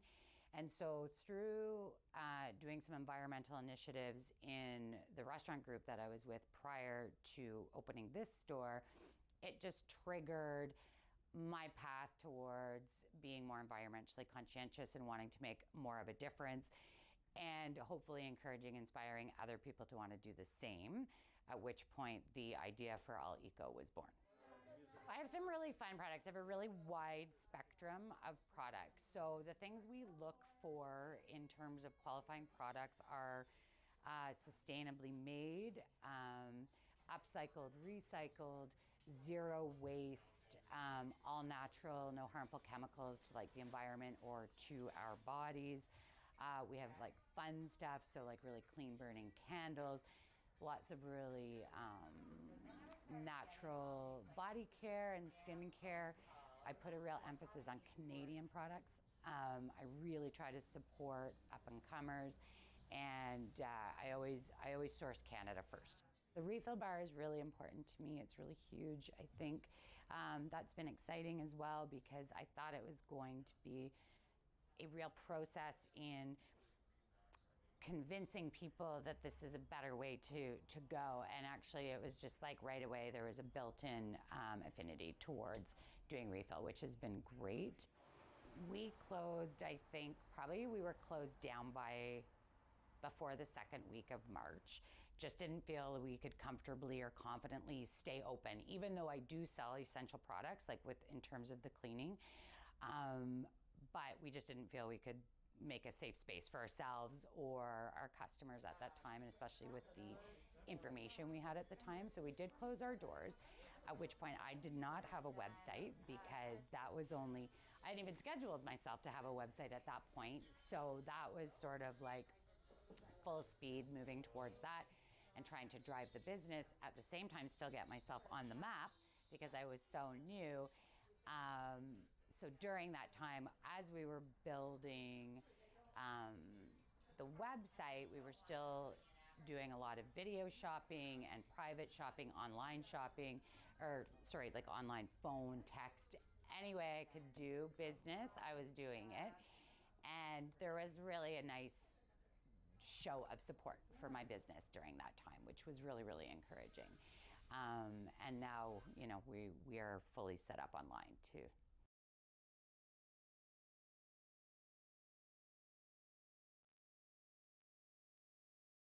It's time to talk back on the Rob Snow Show. Have your say and call now. 613-750-1310. In the final quarter of our talkback hour, Friday free-for-all, Helen in Westboro. You're on City News, Helen. Hi, good morning. Hi, Helen. Hi. I wanted to talk about the police officers and the concern about them not being vaccinated. Yeah? What do you think about that policy? Well, I think it would be disastrous if we had the frontline police officers unable to return to work. Okay, yeah. We only have to look at what's happened in the U.S. about police officers. And for myself, I'd much rather face a police officer who hasn't had a shot in the arm than a crook who wants to shoot me in the head. Right. So I think, and I agree with your other caller, who 2 callers ago, who spoke about the nurses as well. The testing, we can do the testing and make sure that they're okay. And they're talking about the cost of that.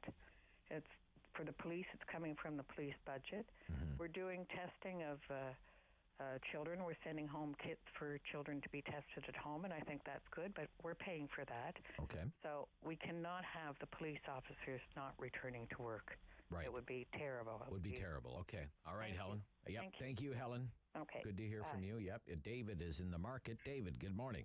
Hi, good morning. Hi. I just wanted to speak a bit on the cabinet appointments, particularly Treasury Board. Treasury Board, okay. Yeah, we had the president of the Treasury Board this morning, yeah. Well, the 3 of them, Treasury Board, Foreign Affairs, and Environment. Okay. It just seems, I don't know if either our Prime Minister had a serious brain cramp or he's trolling the voters who did not vote for him. It just seems to be something that's going to build toward a real spontaneous combustion and does not look good. And why do you say that, David? Why do you say that? What has you concerned? Is it I don't know. Like a lack of experience or? Qualifications. Qualifications. Okay. Yeah. Mainly that, but also you have somebody. Foreign affairs is very, very important, of course. Yes. You got to stand up to Russia, China, North Korea. You got to stand up to the U.S. And of course, the environment. Well, we all know where that's going to go. We spoke a lot on that this morning. Yes. It just seems that it almost reminds me of the kid, and I agree with the caller earlier who said that she doesn't think Trudeau's going to run in the next election. I'm kind of getting that feeling too. I've had that feeling before, but It just seems to me with what he's doing, it's almost like that kid who fills a cardboard box full of firecrackers, closes it, and then throws a match at it and runs. Okay. All right. Okay. Thank you, David. Thank you. Well, on climate change, I mean, it's going to be a story for the next few days. Big story. Lots of protests, right? COP26 in Glasgow. The Prime Minister dropping in. We as a country, we have these new climate targets. First of all, the Liberals have never met a climate target, and the Liberals have never. We had a climate change expert on our program from Clean Prosperity. What was his name, David? Michael Bernstein, yes. Fabulous guest. He told us this week that in 6 years, under Justin Trudeau, greenhouse gas emissions have only gone up. They have never, ever gone down, ever. And yet somehow, magically, I don't know, we're going to cut emissions by as much as 45% in the next decade. Okay? And then be net zero on emissions, net zero by 2050. And we have these two new cabinet ministers in these key portfolios, and the government is pretty confident, it seems, that Canadians are going to be behind it, whatever it decides to do in the fight against climate change. But I don't think that is borne out either by history or public opinion research. What the polls have shown for years is that, sure, David Coletto's firm or Nick Nano's firm, some big public opinion research firm does a survey. Do you think climate change is urgent and Canada needs to do something about it? And of course, the person on the other end of the telephone is going to say, yes, it is urgent, and I think Canada should do something about it. But then they ask the follow-up question, how much are you willing to pay? Like personally, out of your own bank account to fight climate change? And you know what? The most common answer that comes back is not a darn thing. Are you willing to pay your own money for a greener economy? The public opinion research would suggest a big shift and support for fighting climate change drops like a stone. I mean, it goes like this. The public opinion research will bear this out, okay? Do you think fighting climate change is urgent, yes or no? Yes. Overwhelmingly, Canadians say yes. Fighting as climate change is urgent, we must do our part. Next question, how much are you willing to pay for it? Next to nothing is what comes back. That's the answer that comes back.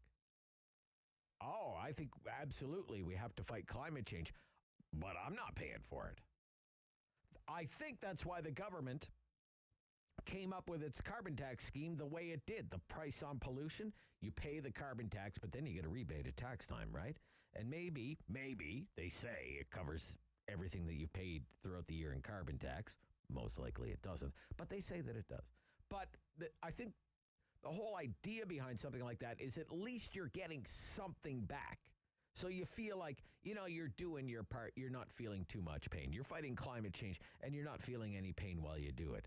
Well, I think gasoline at $1.50 a liter and 300% increase in the price of propane, and how that all of these costs are going to cascade through the economy, we're going to see.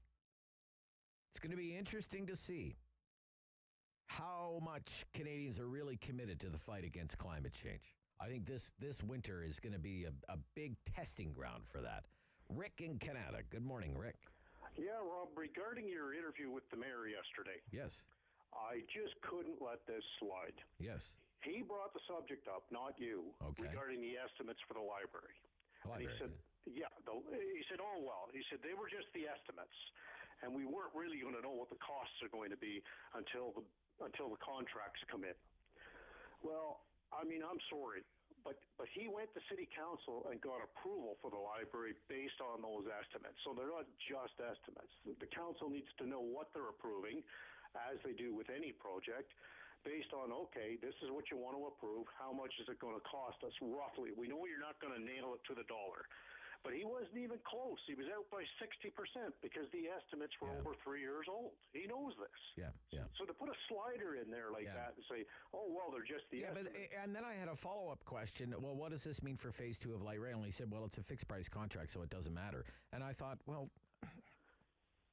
I'll have to give that some thought. But let's say that SNC-Lavalin's costs have escalated by 65%, but it can't extract any more money from the city of Ottawa. What's SNC-Lavalin or any other company going to do?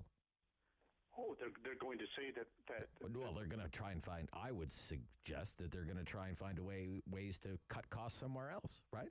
Or say that the problems they're encountering are out of scope with the contract that they signed, and therefore the city's going to have to be prepared to pay more. Yeah. Can I just switch to greenhouse for a moment? Very quickly, greenhouse. Very quickly, yeah. Greenhouse gases. He said that one of the reasons the Liberals, in fact, the main reason the Liberals had not been meeting their targets, he said, despite the fact that our efforts had actually been reducing carbon emissions and greenhouse gases, was the increase in our population. So if we continue to increase our population, each and every one of us creates greenhouse gases and carbon emissions. It's going to be pretty hard to meet our targets using the new methodologies we've been employing so far. I didn't hear that, but I guess I'll have to take your word for it. Steve in Ottawa. Steve, you're on City News. Hey Rob, how's it going? There it goes, sir. With or without me, it goes. Go ahead. So that's the problem with the Liberals, right? They always want to do these grandiose things, but they never want to do it with their own money. They want to do it with everyone else's. Sure, yeah. You know, I kind of wish they don't have their own money. They only have our money. So. Right. Well, right. I'm just saying, I wish there was a place on the tax form where you know had like all the stuff, like all the regular stuff, you know, like hospitals and all that. Mm-hmm. Okay, those boxes get checked. Then you go down and there's a couple more check boxes, you know, the special interest stuff. Maybe you'd pay less tax if you didn't want to pay for foreign aid and didn't want to pay for climate change. You don't check those boxes. Then, you know, these Liberals can put their money where their mouth is a little bit instead of, you know, making everyone else pay for their bad ideas that, you know, end up costing us whatever, billions of dollars. It just seems like we're all forced to go along with these terrible ideas, you know what I mean? Look at the Liberals in Ontario for years, what they did to the hydro price. Yeah, I guess when it comes, Steve, you know, in a perfect world, maybe your taxes would be an a la carte menu. It just, you know, it doesn't happen that way, right? I got to run. Well, Bill, let's take one more. One more. Be kind. It's almost the weekend. Hammond. Erica.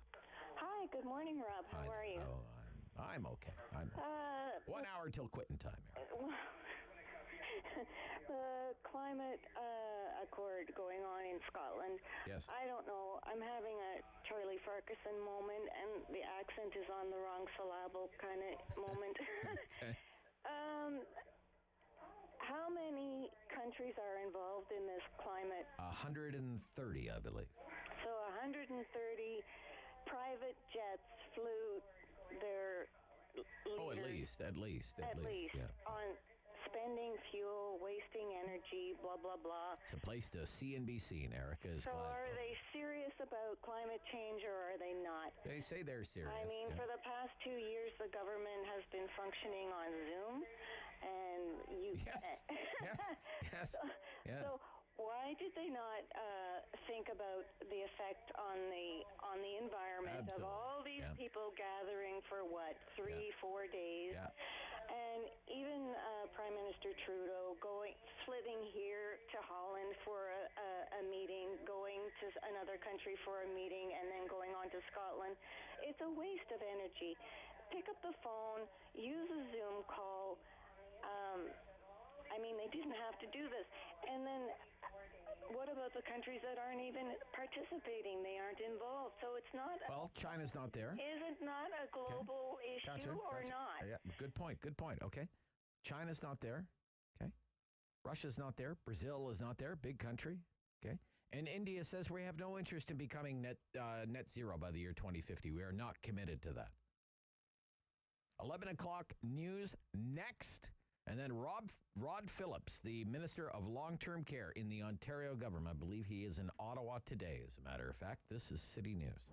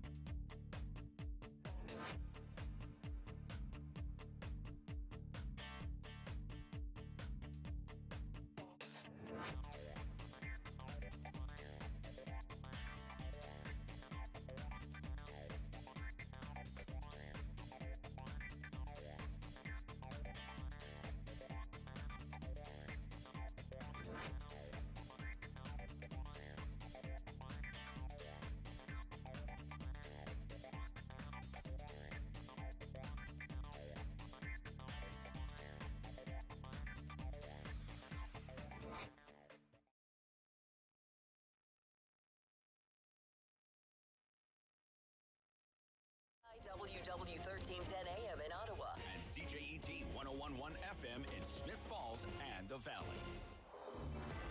Number 1 for local news in Ottawa and the Valley. This is City News, now on 101.1 FM and 1310 AM. It's Friday, October 29th. Good morning. I'm Andrew Boyle. Right now in Ottawa, it's 5 degrees, Smith Falls 4. And here's what's making news right now. Ottawa Police Service Fraud Unit has charged one man and one woman for fraud-related offenses. It follows an investigation that actually began in September.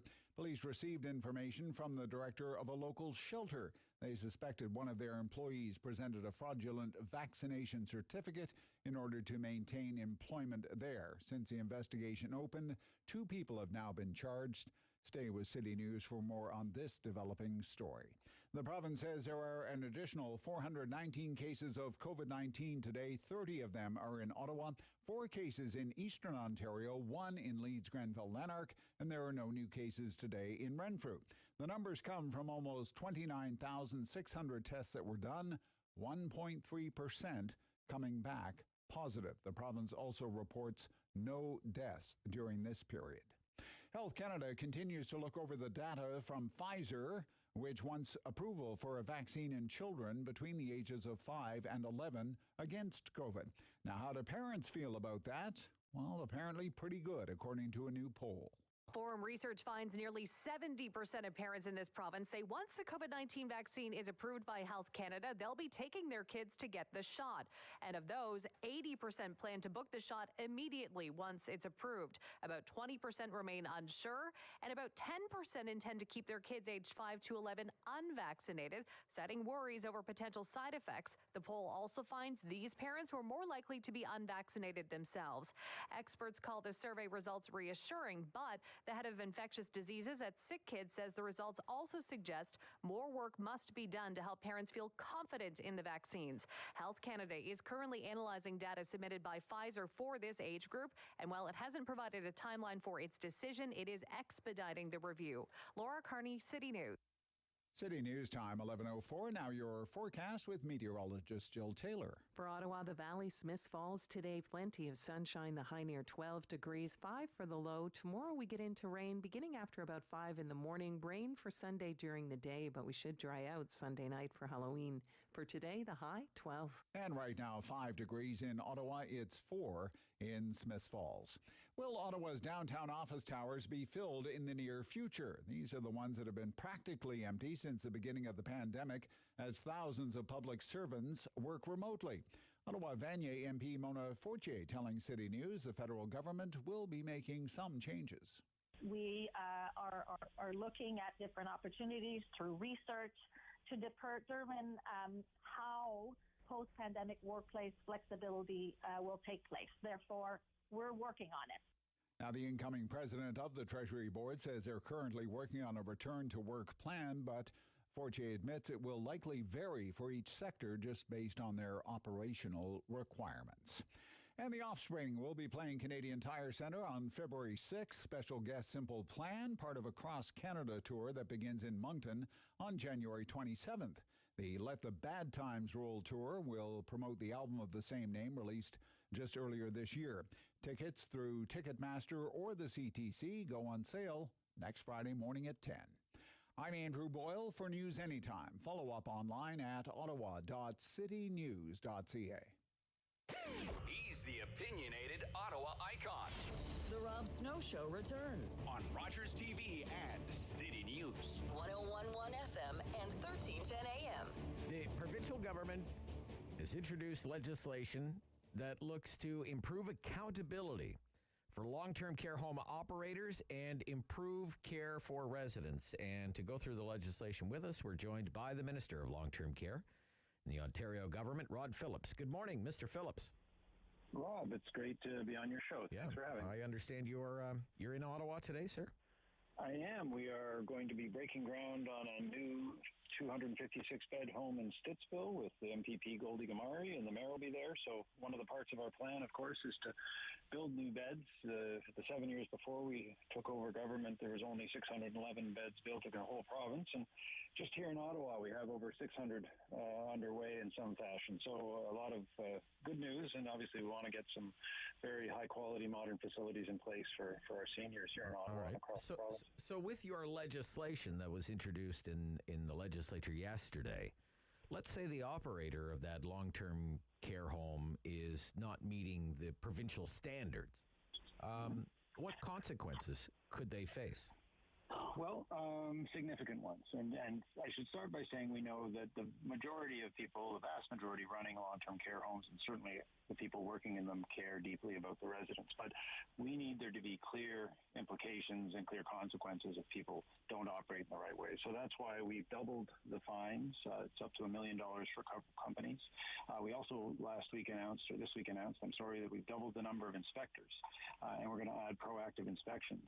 There's a prohibition on people if they're convicted under provincial offenses for ever working in long-term care again. And we've also put in the ability for the ministry to take over with a supervisor a home if a license needs to be suspended. So we did learn from COVID that we need to make sure that the standards are being met.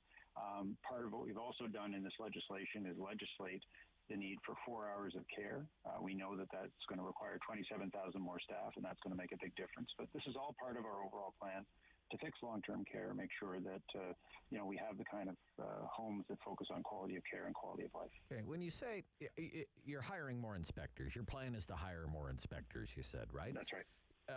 To do proactive inspections. What do you mean by that? You would like to think that in long-term care, all the inspections would be proactive. Well, there's going to be really two types of inspections now. There's going to be ones that are unscheduled and reactive to concerns that are raised. Again, when we took over in government, there were 8,000 complaints that hadn't been followed up on. So that's important. But equally important, and this came from the Long-Term Care Commission, was the need for inspections that are getting ahead of the problems. Inspectors going in on a regular basis, making sure that it's not just in response to a complaint, but that it's ahead of those complaints. And then we're also adding, with the doubling of inspectors, which will give us the highest ratio of inspectors to homes, the best ratio of inspectors to homes in the country, adding an investigators team. They'll have a law enforcement background, and again, in the exceptional cases where there's a real concern, they'll have a different set of skills from our current inspectors to make sure that we are thoroughly understanding any problems that could be happening. Okay. With pay increases, what is the latest on pay increases for personal support workers working in long-term care homes? So yesterday, Minister Elliott, our Minister of Health, announced a further extension of the $3 pay increase till March. The Premier has said on a number of occasions we're going to make that permanent. Now, you may remember during the federal election, the federal Liberals talked about supporting PSW pay. So now that the Cabinet's in place, we'll look forward to having those conversations with them and invite them to get involved in the long-term care space from a point of view of helping make sure that our PSWs are well compensated. But we need to attract for that 4 hours of care, that increased care, 27,000 new people. 16,000 of those are going to be PSWs. And so that means the balance being, I'm sorry, Mr. Phillips, and the balance being what kind of nurses, registered practical nurses, other registered, and so it's a big lift. This week as well, I announced $100 million to train 2,000 new nurses, people who are currently PSWs but want to become registered nurses, help them work their way through the system. So this, and I know I've listened to your newscast. I mean, it's a regular issue in Ottawa and elsewhere around making sure we have enough qualified health professionals. So this is something really important in long-term care, especially if we're going to add, all those additional staff to support long-term care. So how do you, help train them. Mr. Phillips, how do you incent people to work in a long-term care home? After the pandemic, a lot of people left that industry. That's part of the problem. They're just fed up, burnt out, don't want to deal with it. How do you incentivize people to take that on as a career? It already takes a special kind of person to do that work to begin with. So what sort of incentives is the government offering to lure people into that profession? It does, and there's really three things. First, there is the pay that matches the difficulty of the work, and that's why the pay increase is important. There is also the opportunity for a career and the ability to move from a PSW to a registered practical nurse to a registered nurse. And to do that, we are helping train literally thousands of PSWs by paying their tuitions, paying other costs. With the program I talked about to have 2,000 more nurses, we're going to pay up to $10,000 a year, so helping people with that training. And the other thing is what's happening today in Stittsville. People want to work in modern, new, up-to-date locations. And so creating these new modern homes is something that I think creates a work environment. But you know, it was Algonquin College I first heard it. I was talking to some PSW students, and a young woman said to me, and it made me feel a little old, Rob, she said, you know, I wasn't around when 9/11 happened, but she said, one of my mother told me that when it happened, a bunch of people went on to be firefighters because they appreciated how brave they were and how important that role was. And she said, I feel the same way about being a healthcare worker, being a PSW. Maybe someday she dreams of being a nurse, because the communities all talked about how important we are, and I want to be one of those heroes. And you know, I think there's much as there has been pressure on it, and people have in some cases left the industry, I think there's an enthusiasm for people as well to want to help. There are very, very special people, and we're going to do everything we can to have them have those careers. Okay. So I want to kind of parse this language here about daily hours of care. That what is the commitment from your government? Because I read it here, it's an average of 4 hours of daily direct care for each resident by the year 2025. What is the commitment from your government, Mr. Phillips? So the commitment is to, you know, make sure, and this is really about staff, that there is enough staff to spend time with people in the homes at an average of 4 hours of care. This is something advocates first started talking about in 2008, being important, because more time means more care, more time from the white qualified people.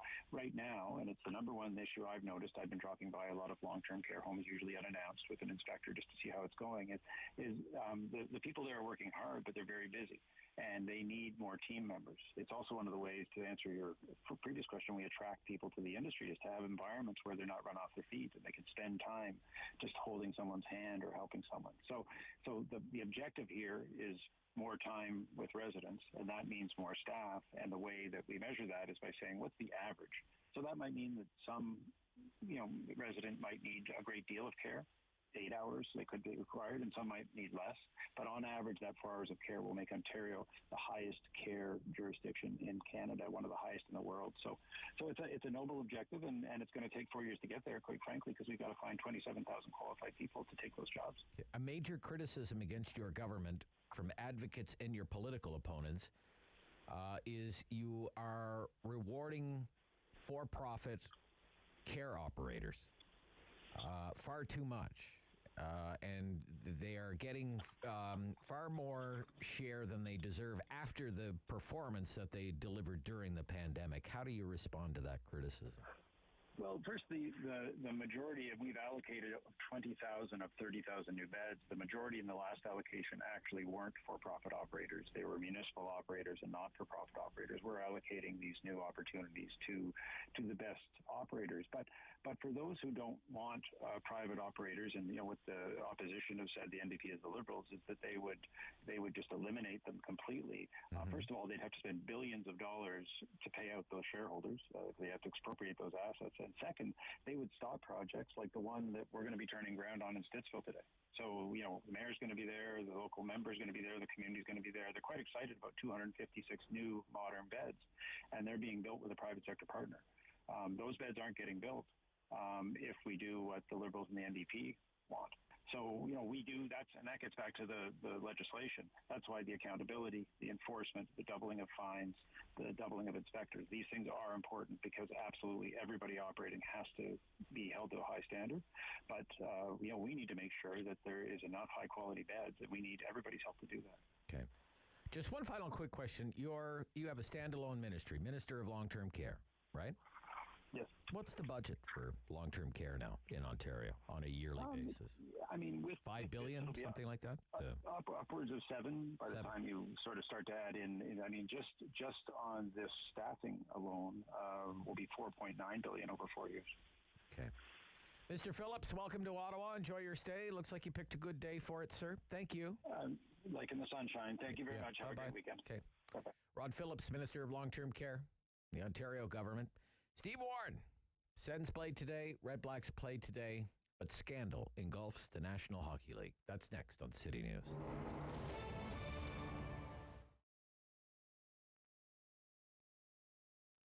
It was devastating, and it's devastating to all small business, but not knowing where it was going to go. But then the renovation market, as people stayed home, took off like wildfire.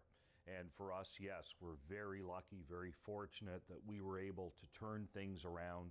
I think a lot of it had to do with our internet presence as well, that I was, kept working on over years, and then it kind of took off. So that was very positive. But now, no, people are staying at home. We're renovating different markets, whether it's a kitchen or a backyard or, your fireplace. They want to cozy things up. So yes, things are extremely busy right now. Right now it's fireplaces, and I think with the snowbirds, a lot of those clients have existing wood fireplaces, so they're looking at inserts. So they want to convert the wood to gas. They don't want to deal with the wood part of it, but they want it clean and easy and efficient, and that's been a major, major increase in our business. The cottage and chalet market has really increased, absolutely. We see that people, that's their staycation now, is either the backyard or their cottage with their close bubble of family. So there's no question that we've seen a big, big increase in that area as well. I've seen a change in the backyard because now the staycation, from my past, being in the pool business, one of our great clients was in the other day, and he's in the pool business. He's booking for 2022 for in-ground pools, okay? So I think what's happened now is that's brought everybody back home. And I think maybe down the road, maybe 3, 4, 5 years from now, we're still going to see people spending time in their backyards and staying home more. The barbecue area, really, we call it the backyard.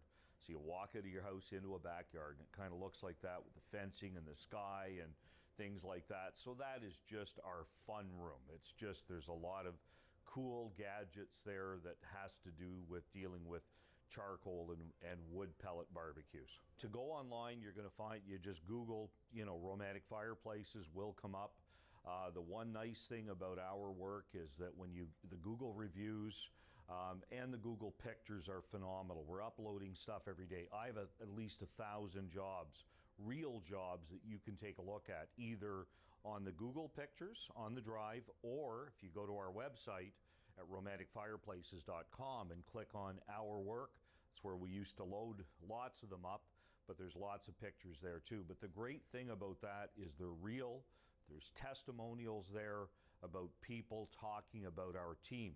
And our team here is unique to everybody else. It's 2 small teams, but these fellas work for me. They're our guys. So when they go into your home, they care as much about your house as you do.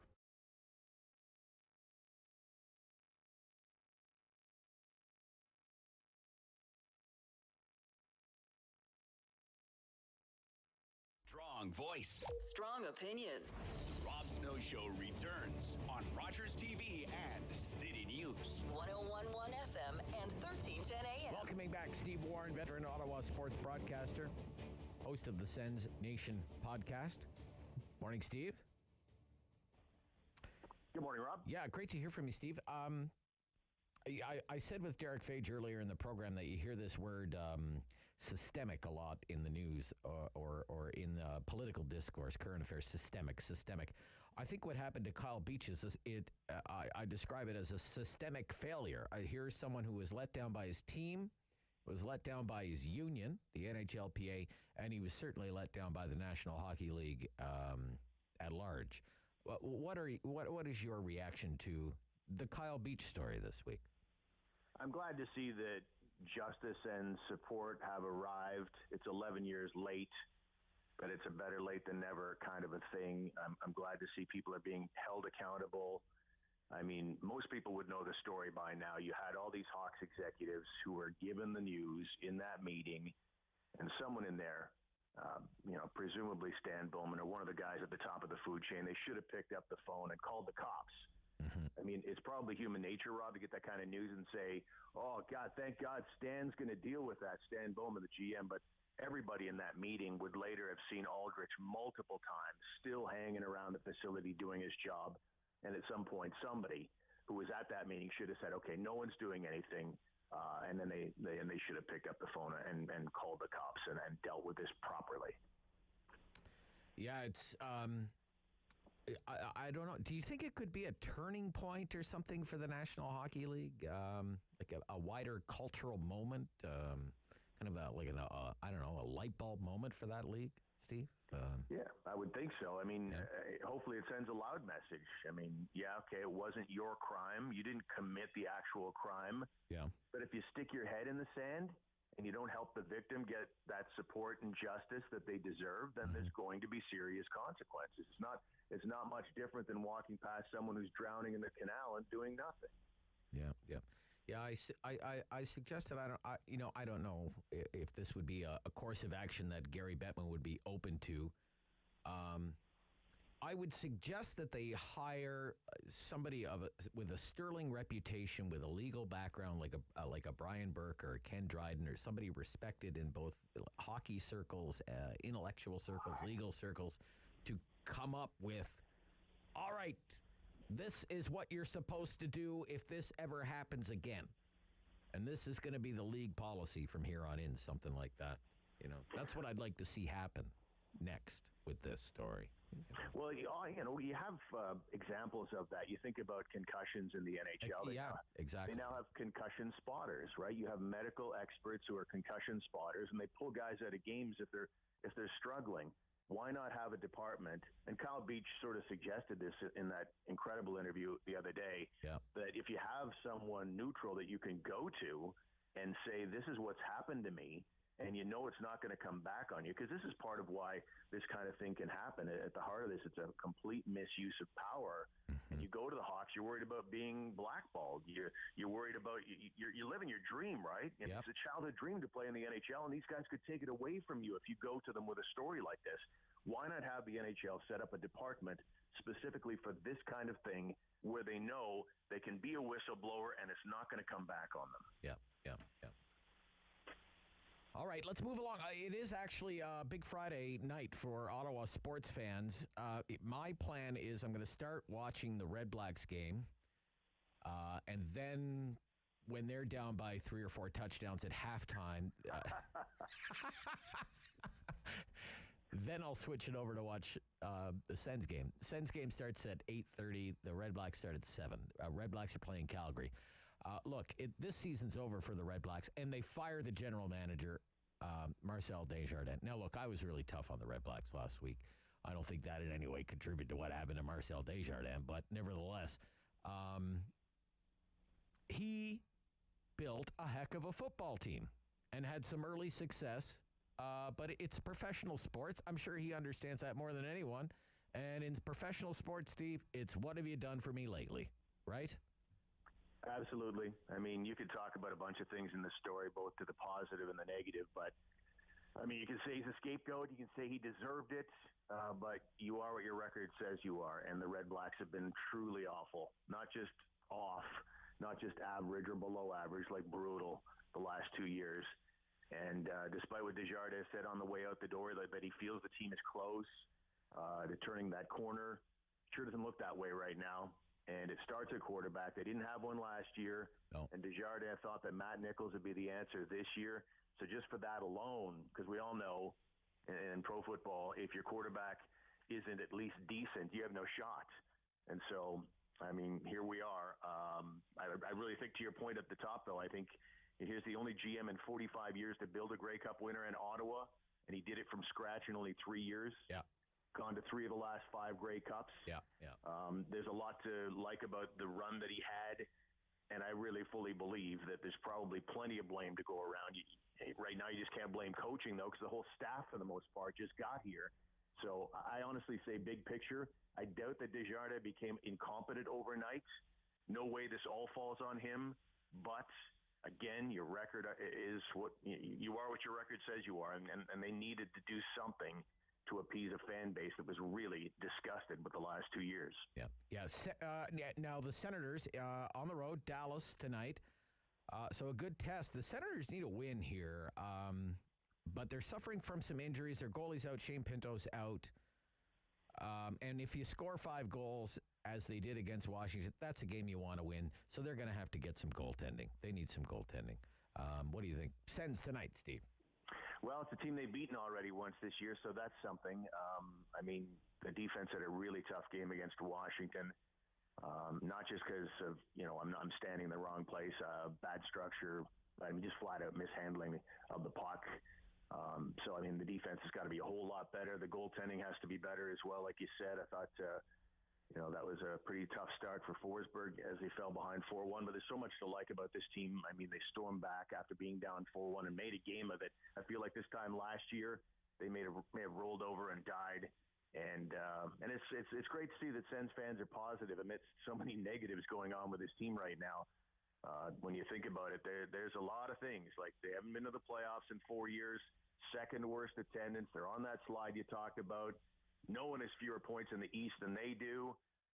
And yet there's still a really, really good vibe around the team, because I think fans can see the future pretty clearly now. They've lost some winnable games, and they're an exciting team to watch. I'm personally looking forward to every game that's coming up, including tonight's. Yeah. No time to talk NFL football. Besides, the game of Week 8 has already been played. It was last night, and congratulations to your Green Bay Packers. Woohoo! Yeah, they look good last night, Steve, and I think they're looking good. They're looking good this season. So we'll talk next week, Steve. Have a wonderful weekend. You too, Rob. Yeah, bye-bye, veteran Ottawa sportscaster Steve Warne of the Sens Nation podcast. Queen's Park Weekend Review is coming up next on City News.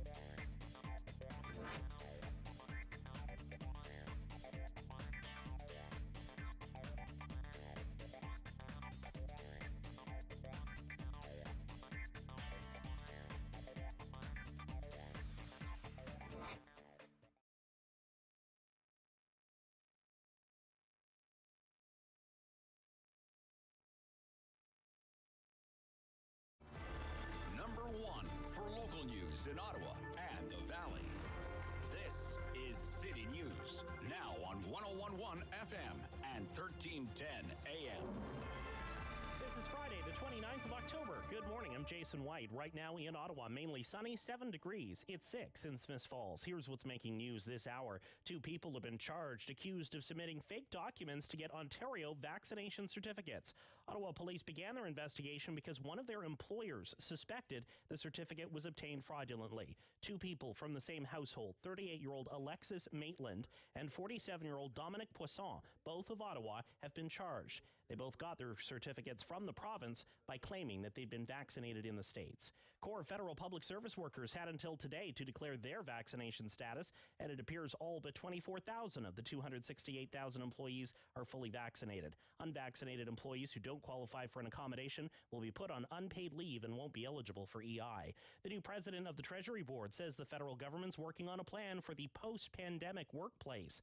Ottawa-Vanier MP Mona Fortier adds the government will make changes, and depending on the department, government workplaces may look vastly different, depending on operational needs. The Department of Canadian Heritage says the country's flag will remain at half-mast leading up to Remembrance Day, instead of hoisting it up to be lowered again. The flag's been flying at half-mast at federal buildings since late May, after the discovery of what's believed to be the unmarked graves of 215 children at the site of a former residential school in BC. City News Time, 11:32. I'm Jason White. For news anytime, follow up online at ottawa.citynews.ca. The world is changing.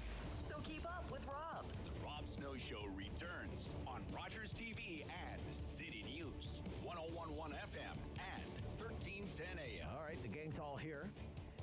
Time for Queen's Park Weekend Review. Gilles Bisson, New Democrat, represents the riding of Timmins. Good morning, Gilles. Good morning, and hail, hail, the gang's all here. Yes. What are you paying for gas up there this week?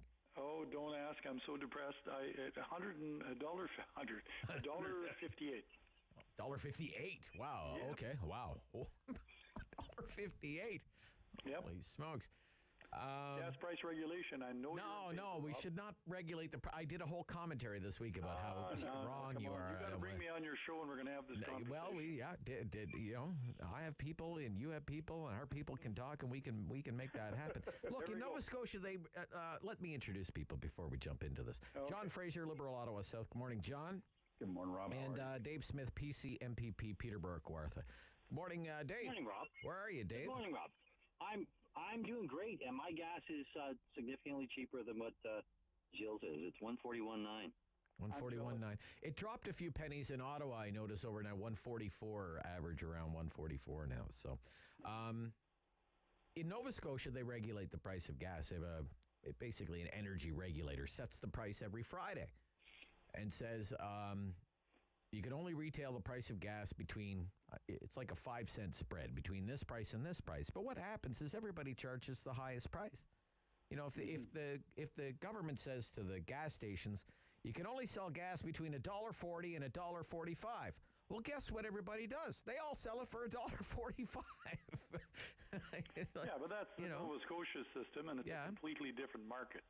So the market in Nova Scotia is different than Ontario than it is from Alberta. Oh, I don't know. I find it's a totally different system, and there has to be a differential in order to offset some of the transportation costs, and we get that.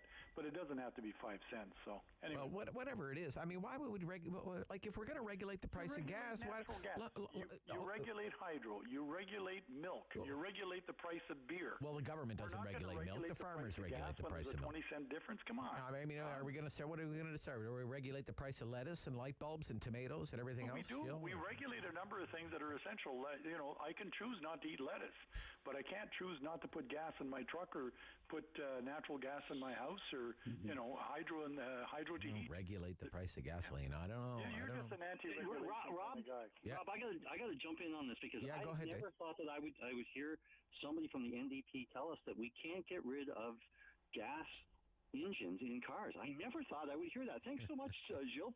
No, well, not only that, Gilles, I think Gilles drives a Dodge. Don't you drive a Ram? He drives a Dodge Ram, I think. So can I just don't you drive a Dodge Ram? No, I drive a Ford F-150. Ford F-150, okay. Yeah, and it's an EcoBoost, and I get about 10.5 kilometers per 100. It's actually pretty good. That's not bad, actually. Yeah, okay. John, sorry, John. Go ahead, John. I'm glad Dave's found religion after his party pulled out all the EV stations along the 401, and now they believe in electric. They pulled out all the EV stations along the 401? Yeah, they did. They tore them all out. They tore them all out at the end of the subsidy. Why would they do that? That doesn't make a lot of sense. Yeah, but now they found religion. I'd like to point out there too, John, that I am a strong advocate for the pilot project for the micro-mobility electric vehicles. I'm trying really hard to get them here in Peterborough. I think it's a fantastic program that if we can head down that path, it's an entry-level electric vehicle for a lot of trying to get Ford on side might be a problem. It's going to be hard for you, Dave. All right. I want to. We just had the Minister of Long-Term Care on our show about half an hour ago. Rod Phillips is making an announcement, doing kind of a sod turning here today in Ottawa on a new home. So a number of things with legislation introduced yesterday. Big bill, okay? Government going to double maximum fines for long-term care offenses, prohibit convicted rule breakers from working in long-term care, meaning on the operating side. Under the proposed law, individuals could be fined $400,000 for second offenses. Corporations could be fined $1 million for second offenses. An average of 4 hours of daily direct care, average, okay? I put him to the test on that for each resident, and it's by the year 2025 because they have to ramp up hiring, which is the biggest challenge right now. I also asked him about, because this was a dominant topic, it seemed, at the legislature this week, a lot of the homes, new homes, and retrofitted homes are in the for-profit sector. So this is Rod Phillips on the Rob Snow Show about half an hour ago. But for those who don't want private operators, and what the opposition have said, the NDP as the Liberals, is that they would just eliminate them completely. First of all, they'd have to spend billions of dollars to pay out those shareholders. They have to expropriate those assets. And second, they would stop projects like the one that we're going to be turning ground on in Stittsville today. So, the mayor's going to be there, the local member's going to be there, the community's going to be there. They're quite excited about 256 new modern beds, and they're being built with a private sector partner. Those beds aren't getting built if we do what the Liberals and the NDP want. Okay, they're not getting built. We're not having 256 new beds in Ottawa. It's a question of choice for government. If you're building new beds, our preferred option is to build them in the not-for-profit sector. It's a better way of making sure that all of the money goes directly to care and that we have a better accountability on what happens inside. As far as what the government did when it comes to its legislation, it sounds great. It sounds like it's got teeth, but people got to be charged before any of that happens. And the predilection of this government will not be to go after them or charge them. I would argue the Liberals would be the same because they did the same thing when they were in power. I think the preferred option for us is anything new goes to the public sector, and you penalize the bad apples out there by making sure if you got operators that are not doing what they're supposed to be doing and have a bad track record, take them over. Do it slowly, one at a time. John? So, Rob, I think that look, the government needed to head in a different direction, and it didn't yesterday. We saw in the pandemic that for-profit and the care of our elderly just didn't match. And you're not going to put all the toothpaste back in the tube, and that's what I said. But you've got to head into a different direction. You actually have to give the care back to communities. You have to empower them, give them access to capital, access to capacity. Because right now what we're doing is we're farming it out. And those private homes, they don't answer to community. They answer to a corporate office somewhere not in the home, usually in another city, or a ministry in downtown Toronto. So the government didn't actually set out a clear new direction. And for the minister to say, like, we're going to stop building homes and that we're going to cost billions of dollars, that's nonsense. That's nonsense? That's nonsense okay. because all right, okay. Not going to happen. They say it's nonsense, Dave. The Conservative government's line is nonsense. How do you respond to that, Dave? I think all we have to do is take a look at the 10 years previous to us being elected, where the Liberals built 611 beds in total. In 3.5 years that I have been the MPP for Peterborough, we've announced 420 beds alone, about 75% of what the Liberals did in a decade across the entire province. What we're doing is we're opening it up so that we actually have more long-term care beds. In that 10-year period, the population of Ontario over the age of 65 increased by more than 120,000, but they only added 611 beds.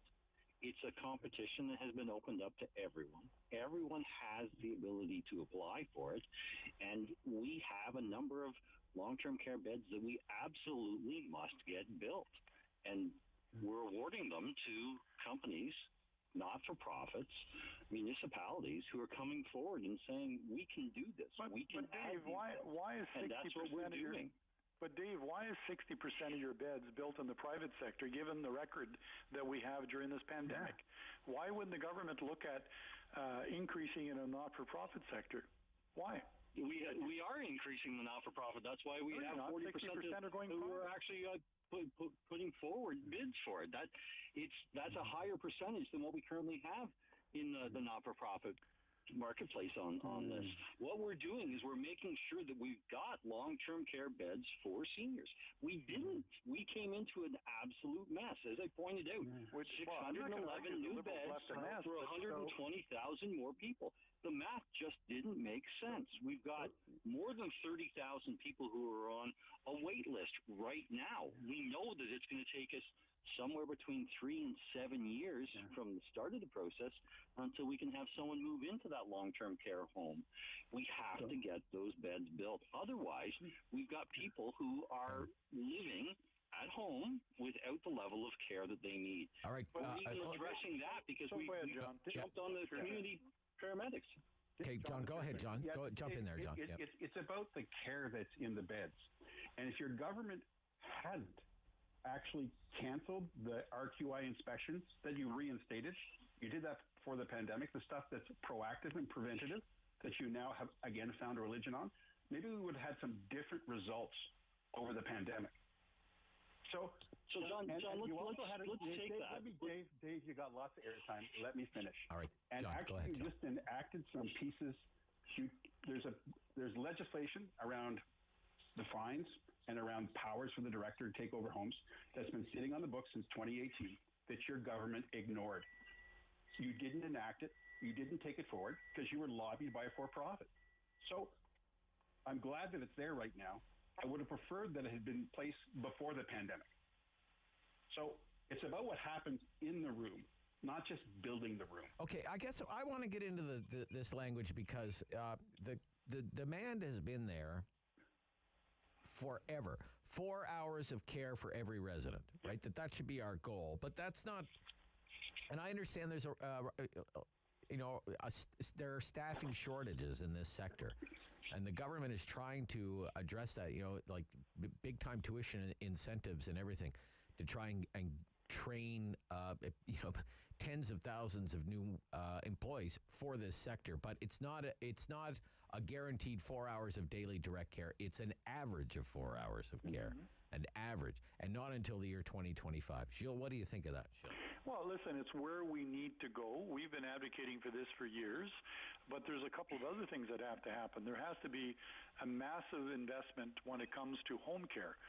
Every senior out there doesn't want to be in a long-term care facility or an ALC bed in a hospital. Right. They want to be in their home. Yes. So we need to make sure that we up what we offer for people to stay at home with support so they don't have to go into long-term care. It's a cheaper model when it comes to service delivery. It's a model that most people want because we'd rather live in our homes.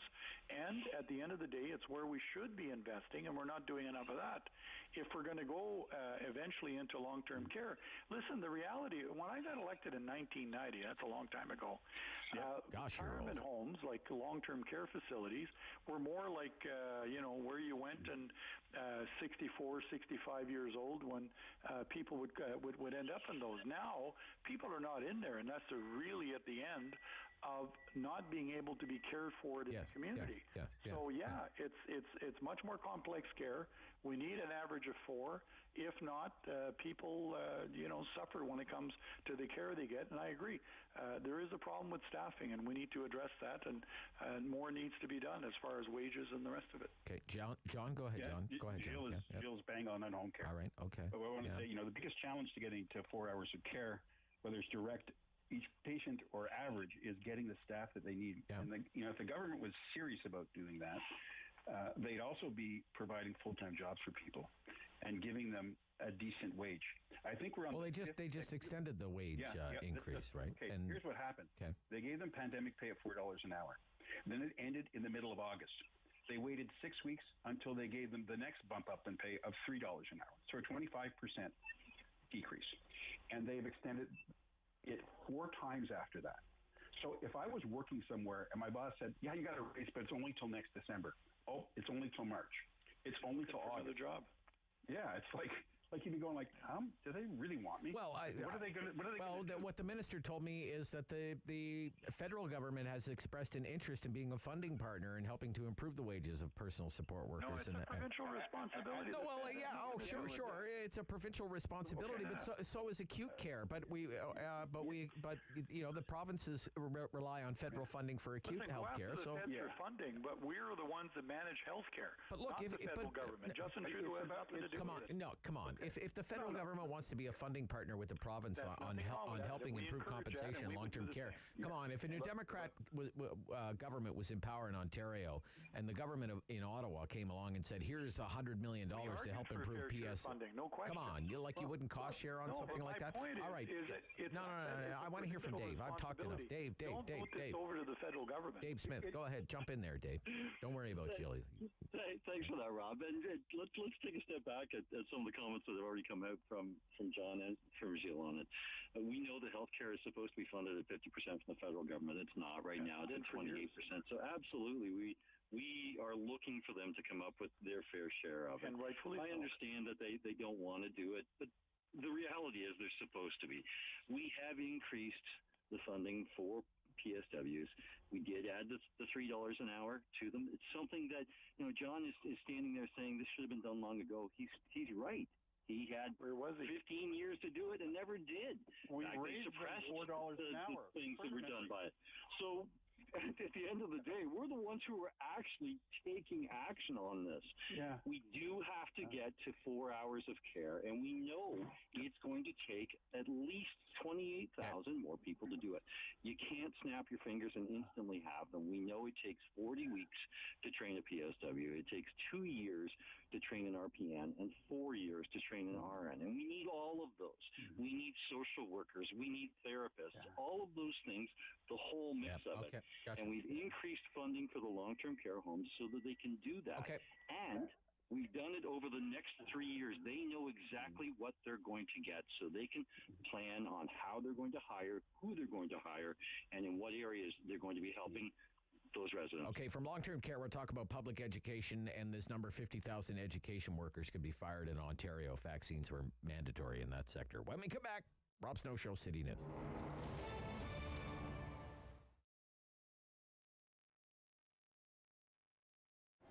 This affected us big time because when, you know how we are season, we have clothes for the spring, clothes for the winter. That time, lots of clothes didn't arrive on time from Europe or from here because some factory shut down. So, and this put us in an odd position. We received not all the merchandise, part of the merchandise, and people. And for us, we have to be careful, especially with the virus going on. Did affect the business, of course, like everybody else. We're not immune, and since the government helped, this did a little bit good for us too, but still affected all the sectors, especially clothing. You can see big corporation affected bad because nobody was thought it's gonna be like this. Earthquake might happen. We joke about it before. Think might happen, but this was like a third war, but with a virus. So how to survive? That's the question, and we're doing our best to work with the mall, especially rent in a mall is very high. The government, they have certain, let's say, condition, like how many people will be in the mall or in the stores, etc. Yeah, it's a big factor, but of course, if my store has a back doors or just will be better, it will be much better. At least we can have curbside much easy because we have to shut down completely, and this left a mark on us, on everybody too. People always ask me, go online. Certain things you can't go online. Let's say t-shirt, certain product people don't know how to fit. But when it comes to clothing, it's different completely. Let's say I have a customer comes, you can give him 44, but certain suit he might take 42, certain suit he might take 46. So, and how could, suit is not gonna fit the same. And I see people come back and they show me what they got online, and not the same fabric. Mostly young people, but if you really want to shop, you have to go to the store because everything will be around you. You want to be sure the color look good, the fit will look good, especially when you spend Doesn't matter how much money, whether 300 or 2,000, you know. You have to try, you have to see what's going on. Please don't be shy, contact us. It will be a pleasure for me to take a suit or coat or anything.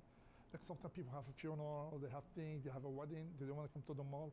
If I get all the information, I will go and meet them at their home or their business offices. I'm gonna start doing that, you know, and this will help the business and help the people. Like they're afraid to come to the mall for time being, or they're too busy at work. They cannot go anywhere at certain times, so I'm glad to do that.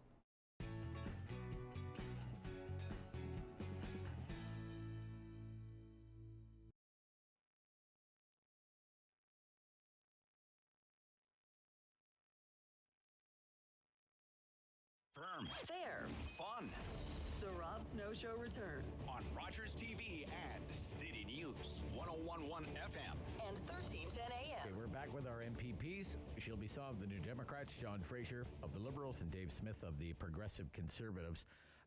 John, what do you think of this figure from Mr. Lecce, the Education Minister, this week, that 50,000 education workers in Ontario would have to be let go if vaccines were made mandatory in public education? John? I don't know where he pulled that number from. I have some ideas, but it's just not based in fact. Look, take a look at the Ottawa District School Board here. I think they're at 92 or 93%. The same with the Catholic School Board. They have mandatory vaccinations.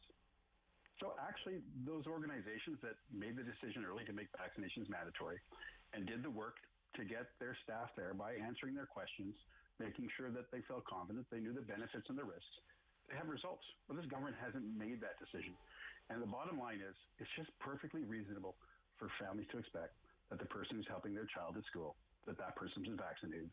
And I can't understand why the government just can't actually mandate vaccines where they're needed most. Gilles?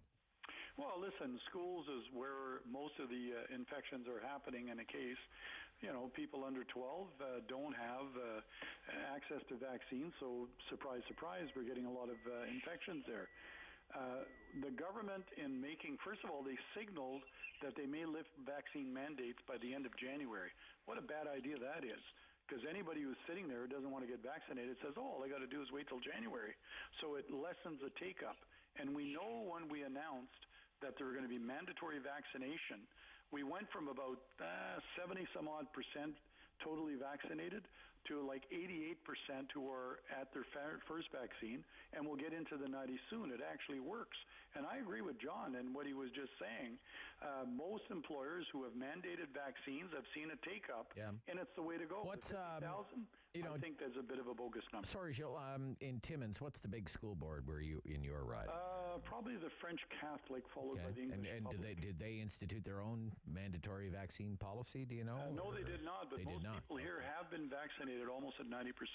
We have a higher take-up here in Northern Ontario for some reason. All right. Okay. Maybe because they vote NDP. I don't know. All right. So you know the accusation.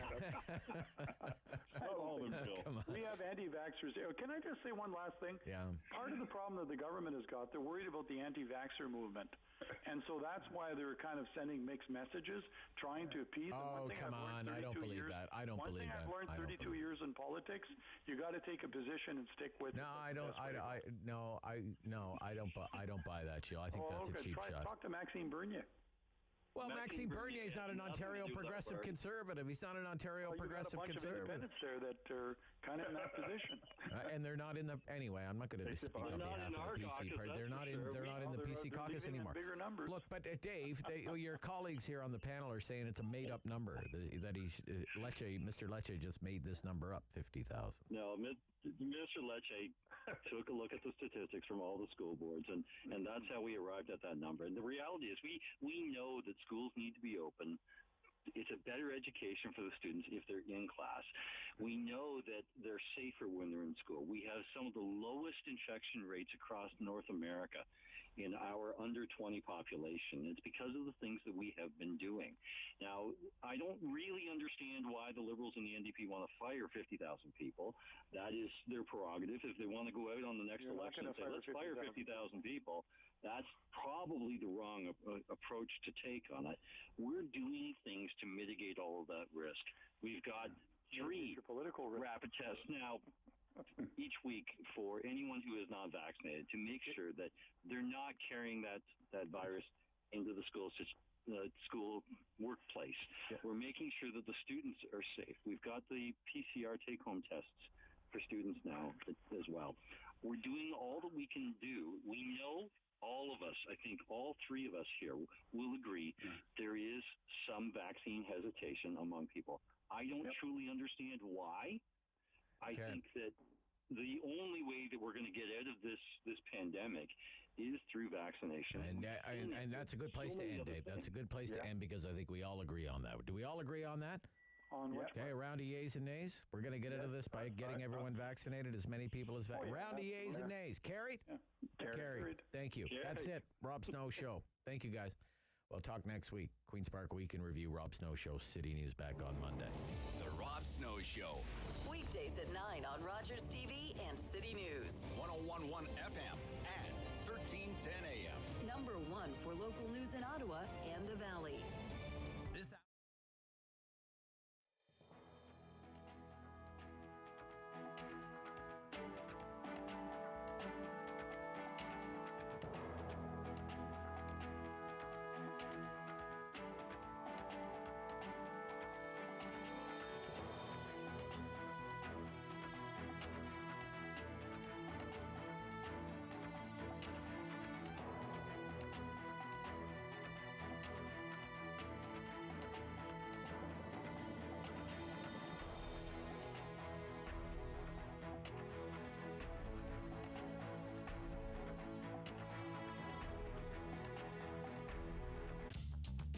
This program is brought to you by Ignite TV.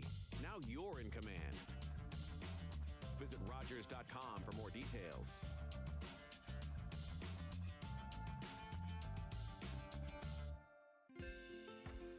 Call the Rogers TV viewer response line. Email us or connect with us on social media.